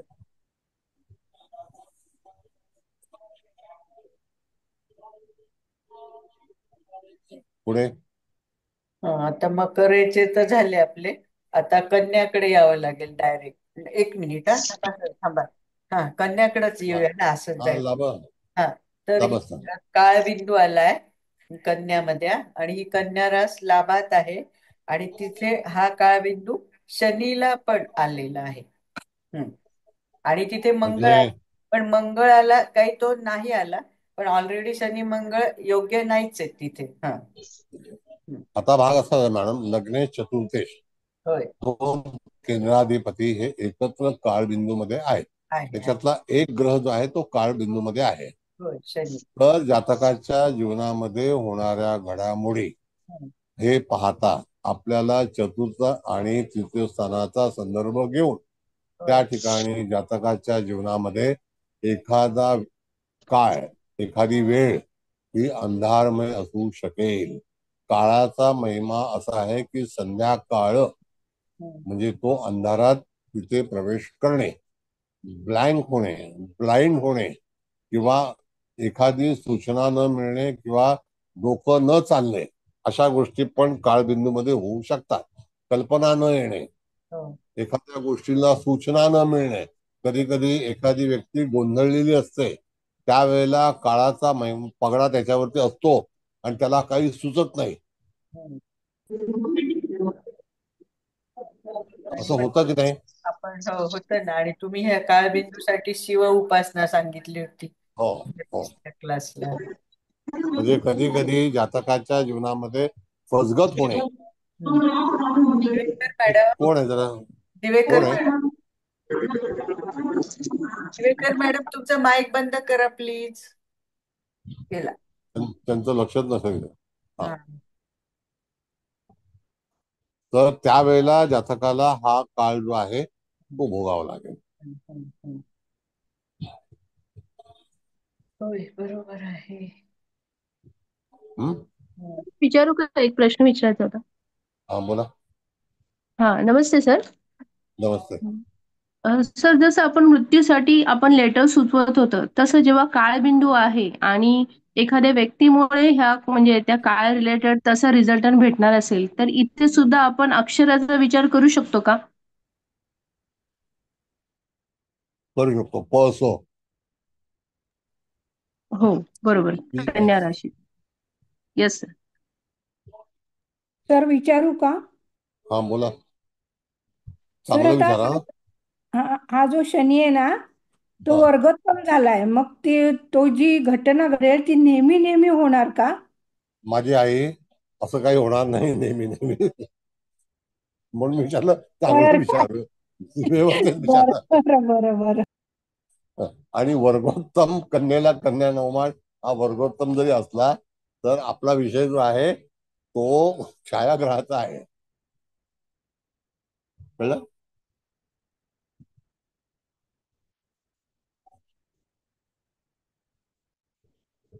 सर, हॅलो, बेंद्रे बोलतोय. बोला. ते शनी आणि मंगळ तुम्ही जसं म्हणलं की लग्नेश आणि चतुर्थेश आहे, तसंच ते पंचमेश आणि धनेश पण आहेत ना. हो. म्हणजे या चारही स्थानांची अफेक्ट होईल का ते? पंचमात मध्ये गुरुची रास आहे ना साहेब. पंचम नाही, सॉरी, षष्टेश षष्टेश. षष्ठ स्थानामध्ये असणारा मेषेचा मंगळ आहे तो तो त्या ठिकाणचं सुद्धा तिथे हानिकारक घटना ठरेल. हा, म्हणजे ठीक आहे. हानिकारक घटना घडेल. किंवा म्हणजे नोकरी संबंधी किंवा काही. काही षष्ठ स्थानातून जे जे पाहिलं जातं. मग आता कसं आहे सर माहितीये का, की ज्या वेळेला आपलं पारंपरिक किंवा पराशर पराशरी जेव्हा सुरू झाली, तर त्यांनी स्थानांचा जो उल्लेख आहे कुठून काय पाहावं तर ते निश्चित केलेलं आहे. बरोबर आहे. आईकडून पाहावी, बाबाकडून पाहावे, भाऊकडून पाहावे, पत्नीकडून पाहावी. आता काही काही लोक काय करतात, पत्नी इथून पहा, तिथून पहा, चतुर्थातून पहा, कारण ती आपली सेवा करणार आहे. ते काही ना काहीतरी भलतंच काहीतरी आणून ठेवतात. तर तसं नाही, सप्तम स्थान सप्तम स्थान, बरोबर आहे. पती सप्तम स्थान सप्तम स्थान. बरं, त्याच्यामध्ये तुम्हाला हे दोन बोला. ग्रहांचं 4 ठिकाणचे हो ते हो, हे आहेत, त्यामुळे येस, लग्नेश चारही लग्नेश अफेक्ट होतील. हो या. होय सर. मी तुम्हाला 100% तुम्हाला हे सांगतो मॅडम साहेब, जसं तर तुम्ही चांगले विद्यार्थी आहात, उच्च शिक्षित आहात. षष्ठ स्थान वृश्चिक लग्नाच्या व्यक्तीचा फलादेश हा त्या ठिकाणी कष्टमयच असतो. तो कधीही विश्रांती घेऊ शकत नाही. त्यामध्ये जातकाला सतत कार्य करावं लागतं, काही ना काहीतरी काम करावं लागतं. अशा तऱ्हेचा वृश्चिक लग्नाचा आणि षष्ठस्थानाचा संबंध आपल्याला फलादेशासाठी वापरता आला पाहिजे. बरोबर आहे. हे सुद्धा बरोबर आहे. तुम्ही जे सांगताय ते, माझ्याकडे तशी पत्रिका आहे. सतत म्हणजे एक क्षण उसंत नाही, कुठेही असलं तरी मी अगदी बघतोय त्या माणसाकडे. मी काय म्हणतो, कधी कधी बघितलं मी अतिशय असा पडून असलेला मनुष्य पण काही ना काहीतरी उपद्व्याप करत असतो. त्याला स्थिरता नाही आहे, काही ना काहीतरी प्रॉब्लेम असतात. बरोबर बरोबर आहे, एकदम करेक्ट. Thank you sir. उगाच कोणाशी काहीतरी इश्यू तयार करणे, नसत्या भानगडी ज्याला आपण म्हणतो ना, बरोबर. Thank you sir. त्या क्रिएट होणे. आपण आता पुढे जाऊन जे शिकणार आहोत ना साहेब, पाराशरी आणि हे तारावली, सर रिअल फार भिन्न आहे. खूप उत्सुकता आहे सर आम्हाला ते शिकायला. आता लवकर सुरू करा सर. फारच सुंदर आहे हे सगळं. नाही आहे, चला ठीक आहे, परमेश्वराची कृपा आहे, हरिकृपा आहे, त्याच्या पलीकडे काय नाही. बर, नेक्स्ट. आता वाचायचा का पुढचा? हो, वाचायचं आहे. नाही, कारण मुकेश सरांचा क्लास आहे ना आपल्या. नाही, तो अजून अर्धा तास आहे.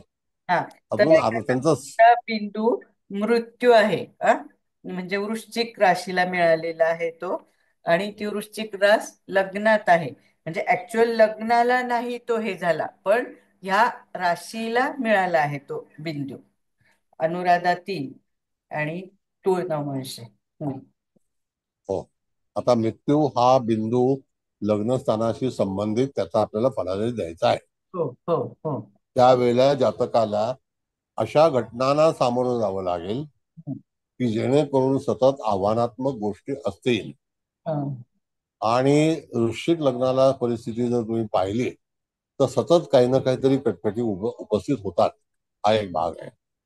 त्यानंतर इथे मृत्यूसारखा जो काही ग्रह आलेला आहे तो त्या ठिकाणी जातकाच्या जीवनामध्ये भावंडा संदर्भात दुखापत किंवा त्रास, अपमृत्यू, गोंधळ, एखाद्या वेळेला तुम्ही जर वृश्चिक राशीमध्ये जर लोक पाहिले असतील, सांगतो अनुभव असा आहे की काही वेळेला काही लोकांना भावंडांपासून त्रास होतो आणि वृश्चिक राशीच्या लोकांपासून त्रास होतो. असा भाग जो आहे तो तुम्हाला तिथे पाहता येतो. कधी कधी एखाद्याच्या घरी ज्याला आपण म्हणतो की डिसेबल चाइल्ड, हे सुद्धा तिथे जन्माला आलेलं असतं. आणि त्या ठिकाणी हा मृत्यूबिंदू असेल तर, मृत्यू नावाचा बिंदू असेल तर अशा गोष्टी त्या ठिकाणी होऊ शकतात. तसंच चंद्र राहूची युती, राहू शनीची युती वृश्चिक राशीमध्ये लग्नी असेल तर भावंड आपल्या समोर बरीचशी निघून जातात. तर इथे ऐका ना सर, ह्याच्यात चंद्र आहे, म्हणजे त्याला जरी तो बिंदूनी नाही, पण तो बिंदू त्या पॉकेटला आलाय ना, मग ह्या चंद्राचं काय सांगायचं आपण? चंद्र तुळ नमाशामध्ये आहे का?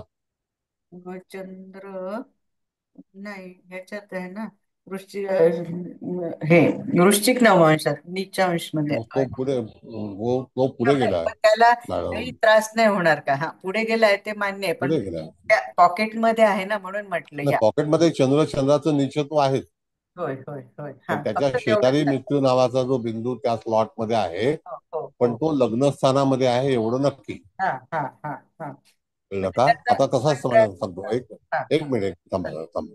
सांगा. आपण नवमाश कुंडली ही सेपरेट बनवतो, बरोबर आहे की नाही? हो हो, हं.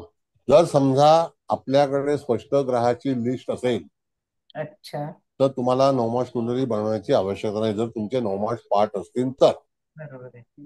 मग अशा वेळेला चंद्र हा जर तूळ नवमाशात आहे आणि हा बिंदू वृश्चिक नवमाशामध्ये आहे, किंवा वृश्चिक नवमाशामध्ये चंद्र आहे आणि तूळ नवमाशामध्ये हा बिंदू आहे, हा, तर तिथे तो अंशात्मक तुम्हाला लगेच ताबडतोब ओळखता आला पाहिजे. बरोबर बरोबर.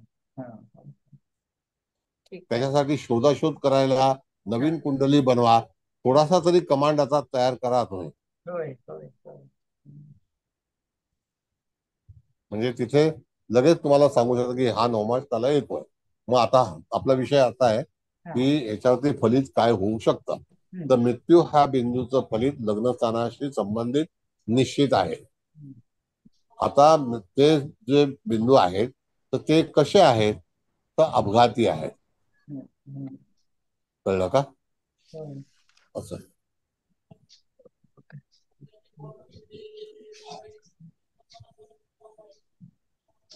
आला असेल बिंदू तर. हो हो हो. सर, आपण आता हा जो मृत्यू हा बिंदू घेतला तो लग्नाशी संबंधित आहे, पण मग तो भावंडांच्या संबंधित का घेतला आपण?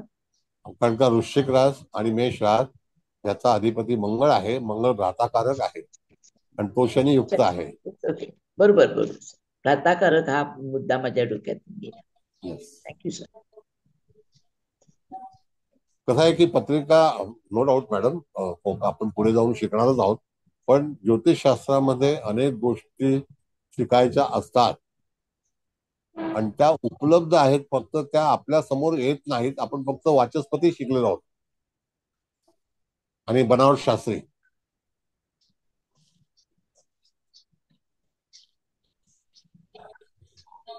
तुम्हाला वाईट वाटेल बनावट शास्त्री बोललं.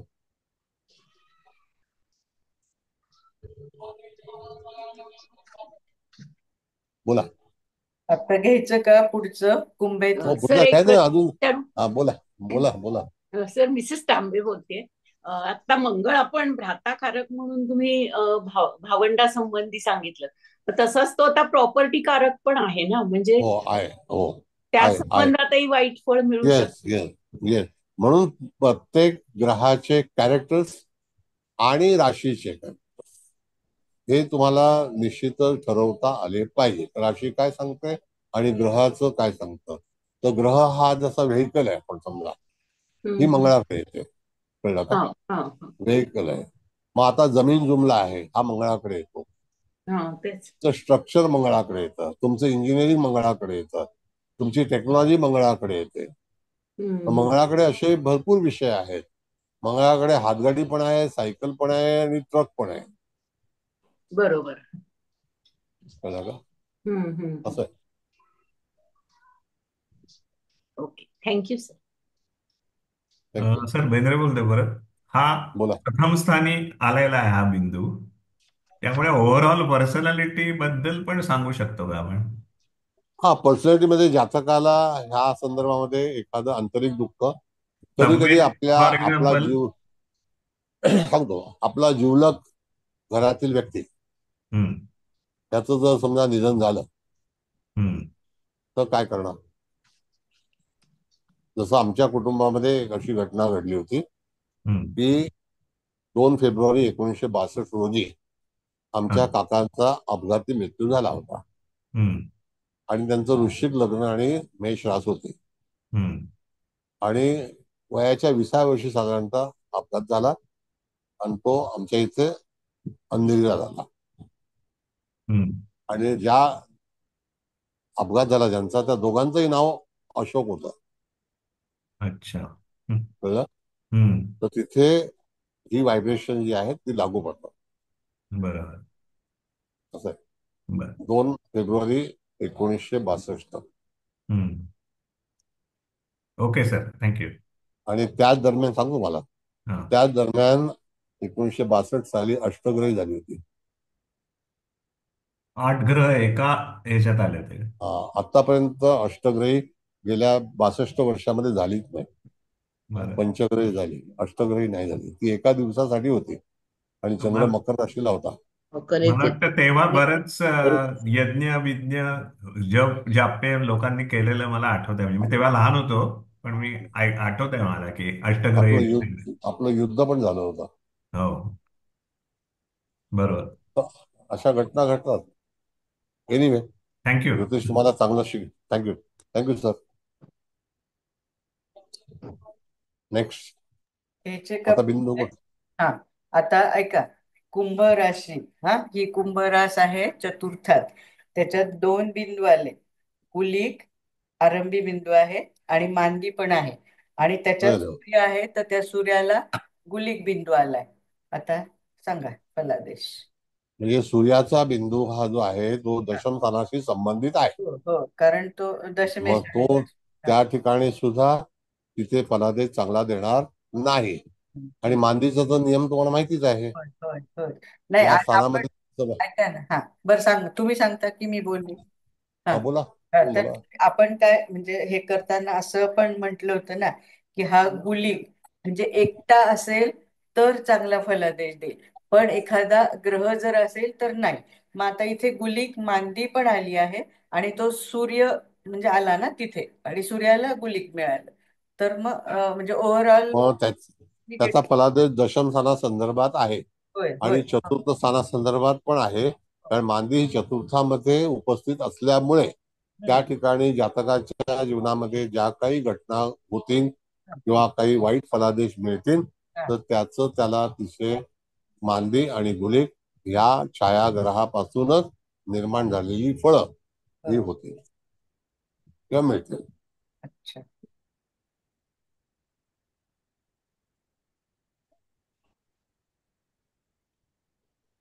कुंडलीची भाषा ज्यांच्याकडे पुस्तक असेल, ज्यांनी शास्त्री केलेलं आहे, मला वाटतं तृप्ती कुलकर्णीकडे असेल ना तुमच्याकडे? सर माझ्याकडे आहे. हा, त्याच्यामध्ये आहे सर तुम्हाला माझ्याकडे पण. 4 भाग गळ्यात टाकले असतील ना? हो सर.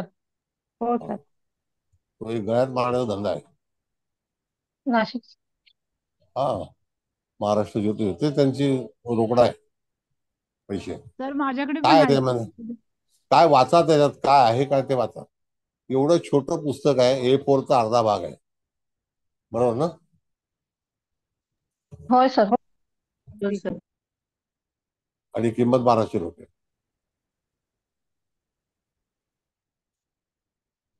मला वाटतं त्या पुस्तक निर्मात्याचा बुध चांगला असेल. सर काहीच उपयोग झाला नाही त्याचा घेऊन. काही होणार पण नाही, काहीच नाही त्याच्यामध्ये. पैसे गेले फक्त. तर पैसे असे जातात, त्याला काय करू, त्याला येत नाही.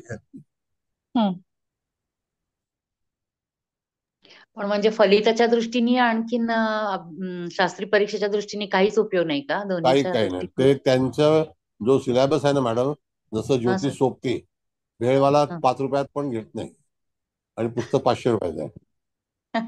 हो, ज्योतिष सोबती तर 500 रुपयाच आहे.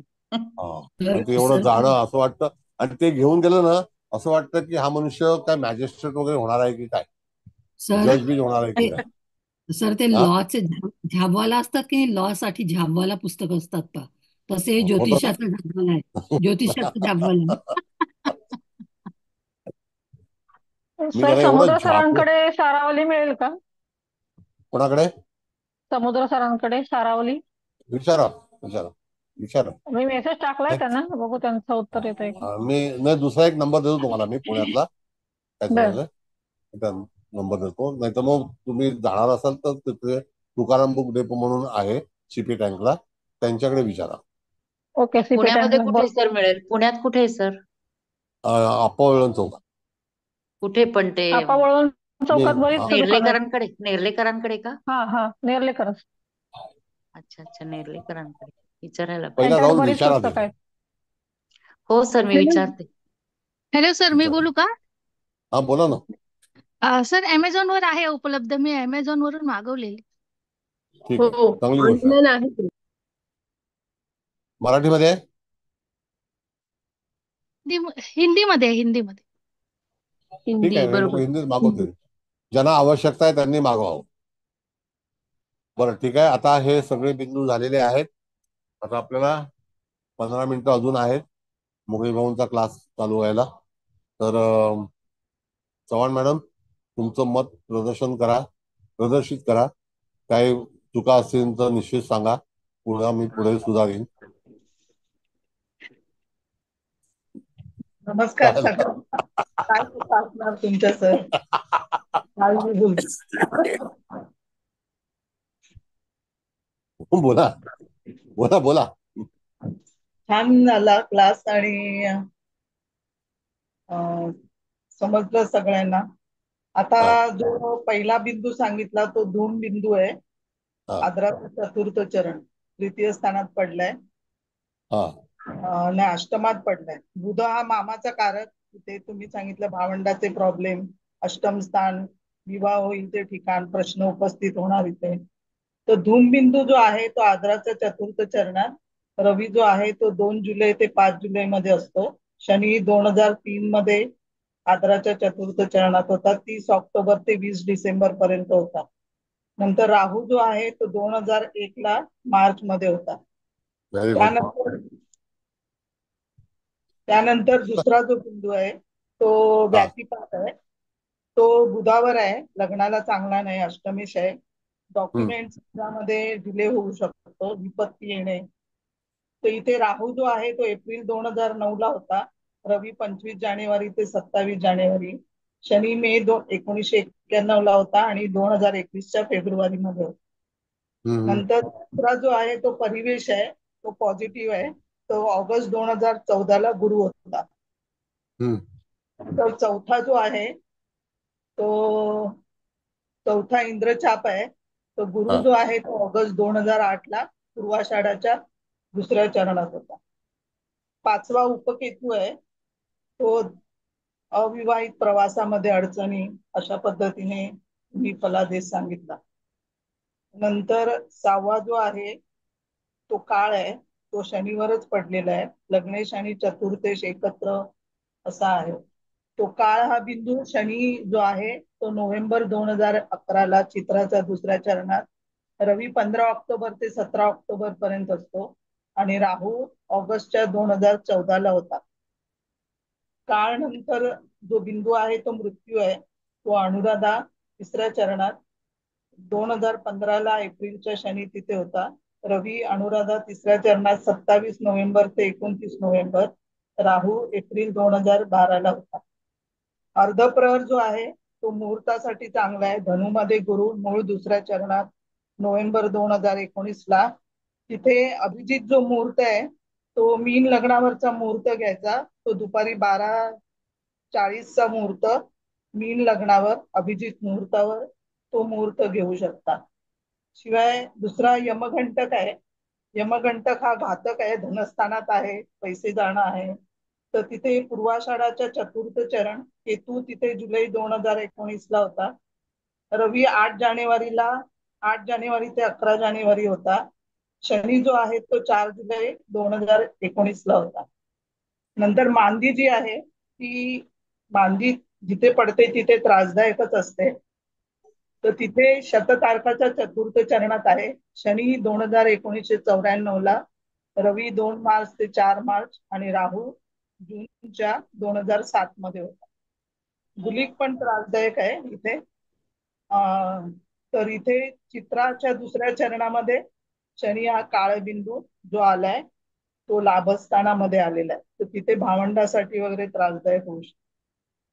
तर अशा पद्धतीने आहे. आणि तुम्ही जे सांगितलं तर चांगल्या पद्धतीने घेतलंय आणि खूप छान पद्धतीने समजलेलं आहे आता आम्हाला. तर तुमचे किती धन्यवाद मानावे तेवढे कमी आहे. तर थँक्यू नवीन विषय आणि चांगला विषय घेतल्याबद्दल. थँक्यू. धन्यवाद. सर मी बोलू का जरा? हा बोला. हा सर, एक पत्रिका होती, म्हणजे आपण परवा म्हटलं होतं की हे बिंदूचा वेध म्हणजे वेदाचं, की आपण स्थानांना वेध घेतो, म्हणजे लग्न स्थानाचे आपण म्हणतो मध्य भाव मध्य जे आहे तसं. तर त्याच्यामध्ये एक पत्रिका कन्या लग्नाची आहे. हा, आणि हा जो पंचमेश शनी आहे तो बरोबर यमघंटक बिंदू जवळ आहे. हा, आणि पंचम मध्यबिंदूला राहूचा वेध लागला. हा, नंतर अष्टम स्थानाला म्हणजे अष्टम मध्यबिंदूला मंगळाचा वेध लागला. भाग्याच्या मध्यबिंदूला शुक्राचा वेध लागला आणि लाभ मध्यबिंदूला गुरु केतूचा वेध लागला.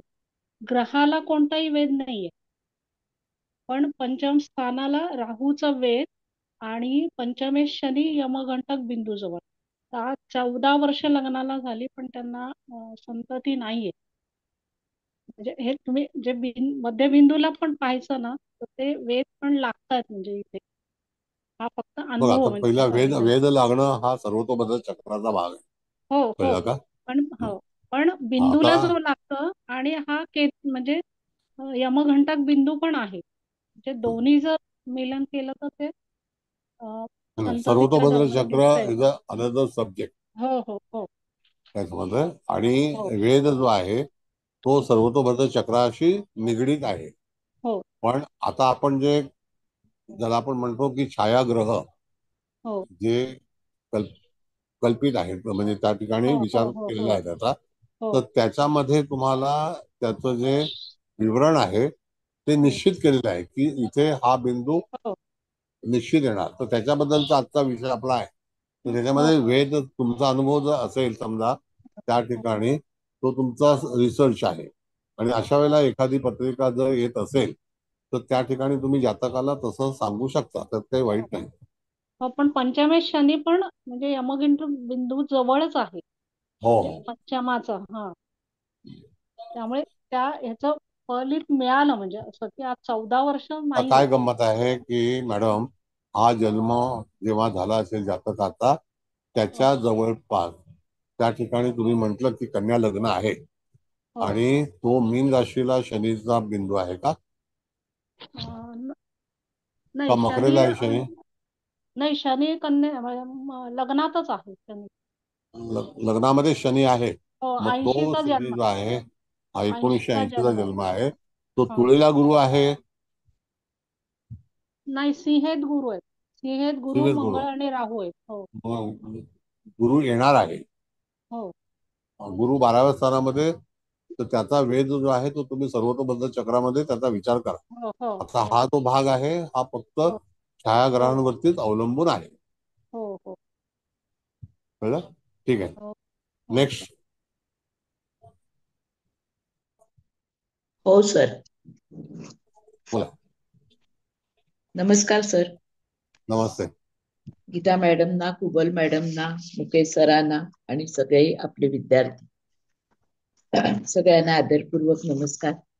आता गीता मॅडमनी अगदी थोडक्या वेळात अगदी अभ्यासपूर्ण आणि गणिती पद्धतीने बरीचशी माहिती सादर केली आणि त्याच्या सगळ्या छायाग्रहांचे जे बिंदू आलेले आहेत त्या सगळ्या बिंदूंचा परामर्श घेतला. अतिशय चांगल्या पद्धतीने त्याने परामर्श घेतलेला असल्यामुळे मी पुन्हा सगळे बिंदू कुठे आलेत आणि कसे आलेत याचा उल्लेख करणं गरजेचं आहे असं मला वाटत नाही. पण आजची सुरुवात करताना पराशरीत आलेल्या छायाग्रहांचा उल्लेख हे ज्ञान आपल्याकडे दक्षिण भारतातून आले हा मुद्दा पकडून तुम्ही विषयाला सुरुवात केली सर. आणि सगळ्यात प्रथम मांदी आणि शनी यांचा एकमेकांशी काही संबंध नाही, ही खूप जुनाट कल्पना किंवा विद्यार्थ्यांच्या डोक्यावर अगदी नोंद केलेली वस्तुस्थिती ही तुम्ही आज मोडीत काढलीत. आणि शनी आणि लादलेली लादलेली लादलेली. ओके. तर ही लादलेली कल्पना किंवा ती चुकीची कल्पना आपल्या डोक्यामध्ये आहे ती तुम्ही आज मोडीत काढली. हा खूप चांगला आहे झाला. आणि खूप मोठं सत्य की ज्या काही लोकांनी पत्रिका अभ्यासलेल्या आहेत की मेषेचा चंद्र हा आईला कसा त्रास देऊ शकतो किंवा आपल्या भावाच्या प्रगतीमध्ये कसा अडसर ठरू शकतो किंवा मेषेचा गुरु या संबंधीचे जे उल्लेख केले, हे उल्लेख प्रत्येक पत्रिका बघताना नक्कीच उपयोगी ठरणार आहेत आणि एक दिशा देणार आहेत. तर खूप चांगल्या पद्धतीने सांगितलं. आणि तारावलीचा सुद्धा आता विद्यार्थी चांगल्या पद्धतीने उपयोग करू शकतील. भावंडांसंबंधी बुध मामाचा कारक आणि या पत्रिकेप्रमाणे अष्टम स्थानासंबंधी बरेच कंगोरे तुम्ही दाखवलेत. आणि तिथे ह्या धूमबिंदू नाही, हो, धूमबिंदूचा कसा परिणाम होणार आहे याची खूप चांगली माहिती दिली सर. बुध हा अष्टमेश पण आहे आणि लाभेश पण आहे. तेव्हा लाभस्थानाचे सुद्धा आर्थिक हानी ही कशी त्याच्यातून होणार आहे ही धूमबिंदूची आपल्याला अभ्यासपूर्वक करायला हरकत नाही.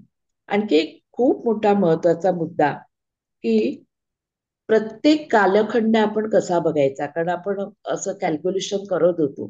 तर हे एक चांगलं गणित तुम्ही आज सगळ्यांना सुतोवाच्य केलं की प्रत्येक घर हे 10 वर्षाचं धरायचं आणि त्यामुळे 12व्या स्थानापर्यंत 120 वर्षाचा कालखंड हा आपल्याला टप्प्याटप्प्याने गाठायचा.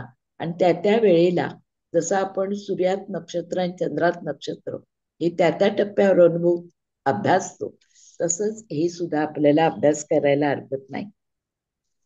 पण हे करत असताना गुरुग्रहाचं सांगताना मात्र गुरुग्रहाची भ्रमंती ही त्या स्थानावर येईपर्यंत किती कालावधी लागतो आणि पूर्ण चक्र फिरेपर्यंत 12 वर्ष लागतात, हे कॅल्क्युलेशन सुद्धा पुन्हा विद्यार्थ्यांना चांगलं पडलं सर. वृश्चिक लग्न व षष्ठ स्थान यांना अजिबात उसंत असत नाही, हे पदोपदी अभ्यासलेलं असतं लोकांनी. पण हे सूत्र प्रत्येकाला माहिती होतच असं नाही.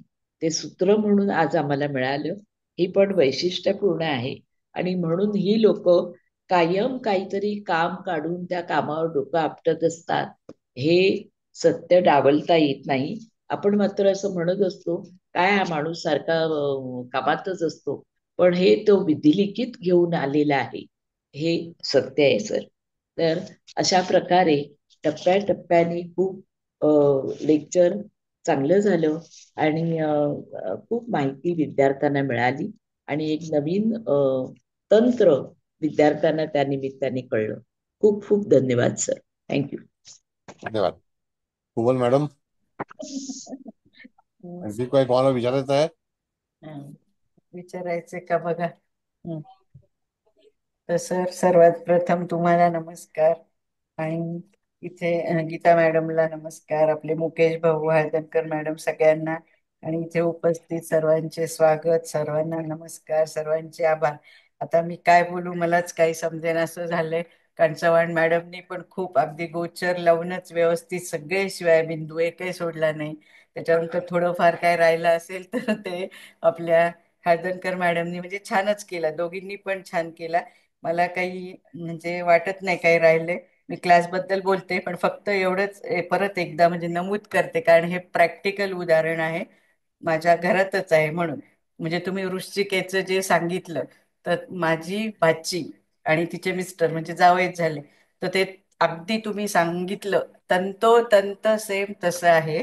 आणि मेशेचा चंद्र, आईला त्रास होतो भावंडांना, हे पण अगदी खरं.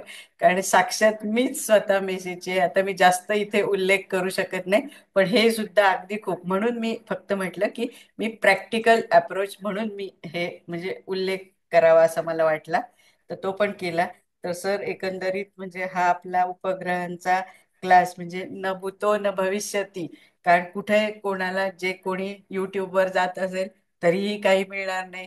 गुगलवर मला स्वतः सर्च करायची सवय आहे, तिथेही काही मिळत नाही.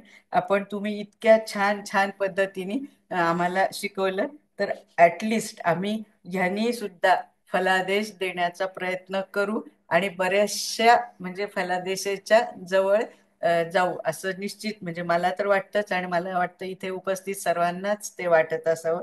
तर सर नेहमीप्रमाणेच आपला क्लास खूप खूप उच्च उच्च उच्च लेवलचा झाला आहे. त्यासाठी मी आणि आम्ही सर्वजण आपले कोटी कोटी आभार मानतो. कोटी कोटी धन्यवाद, साष्टांग दंडवत आणि थँक्यू.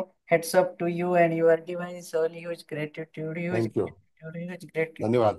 धन्यवाद मॅडम. धन्यवाद सर. सो ठीक आहे, येत राहा, असं शिकत राहा, शिकत राहा, खूप छान तो हयात शिकत राहा. समाधान होतं अगदी. आणि नवा शिकवत नवा राहा, शिकवत राहा, आता शिकवत राहा. हा बोला. आता एका लेक्चरला गेलो होतो, टोटल इन मीन 15 लोक होते, म्हणजे मी 16 आहोत. म्हणजे कधी कधी इंट्रोडक्टरी लेक्चरला सुद्धा लोक येत नाहीत, कळलं, फुकट असून सुद्धा. तर तिथे पैसे भरून तर बिलकुल जाऊ नका आणि महागड्या क्लासला प्रवेश घेऊ नका. आता तर कमी झाली हे, मी तर जाहिरात फिरवतोच सगळ्याकडे. बरं ठीक आहे. एनिवे, कोणी राग मानू नये. फक्त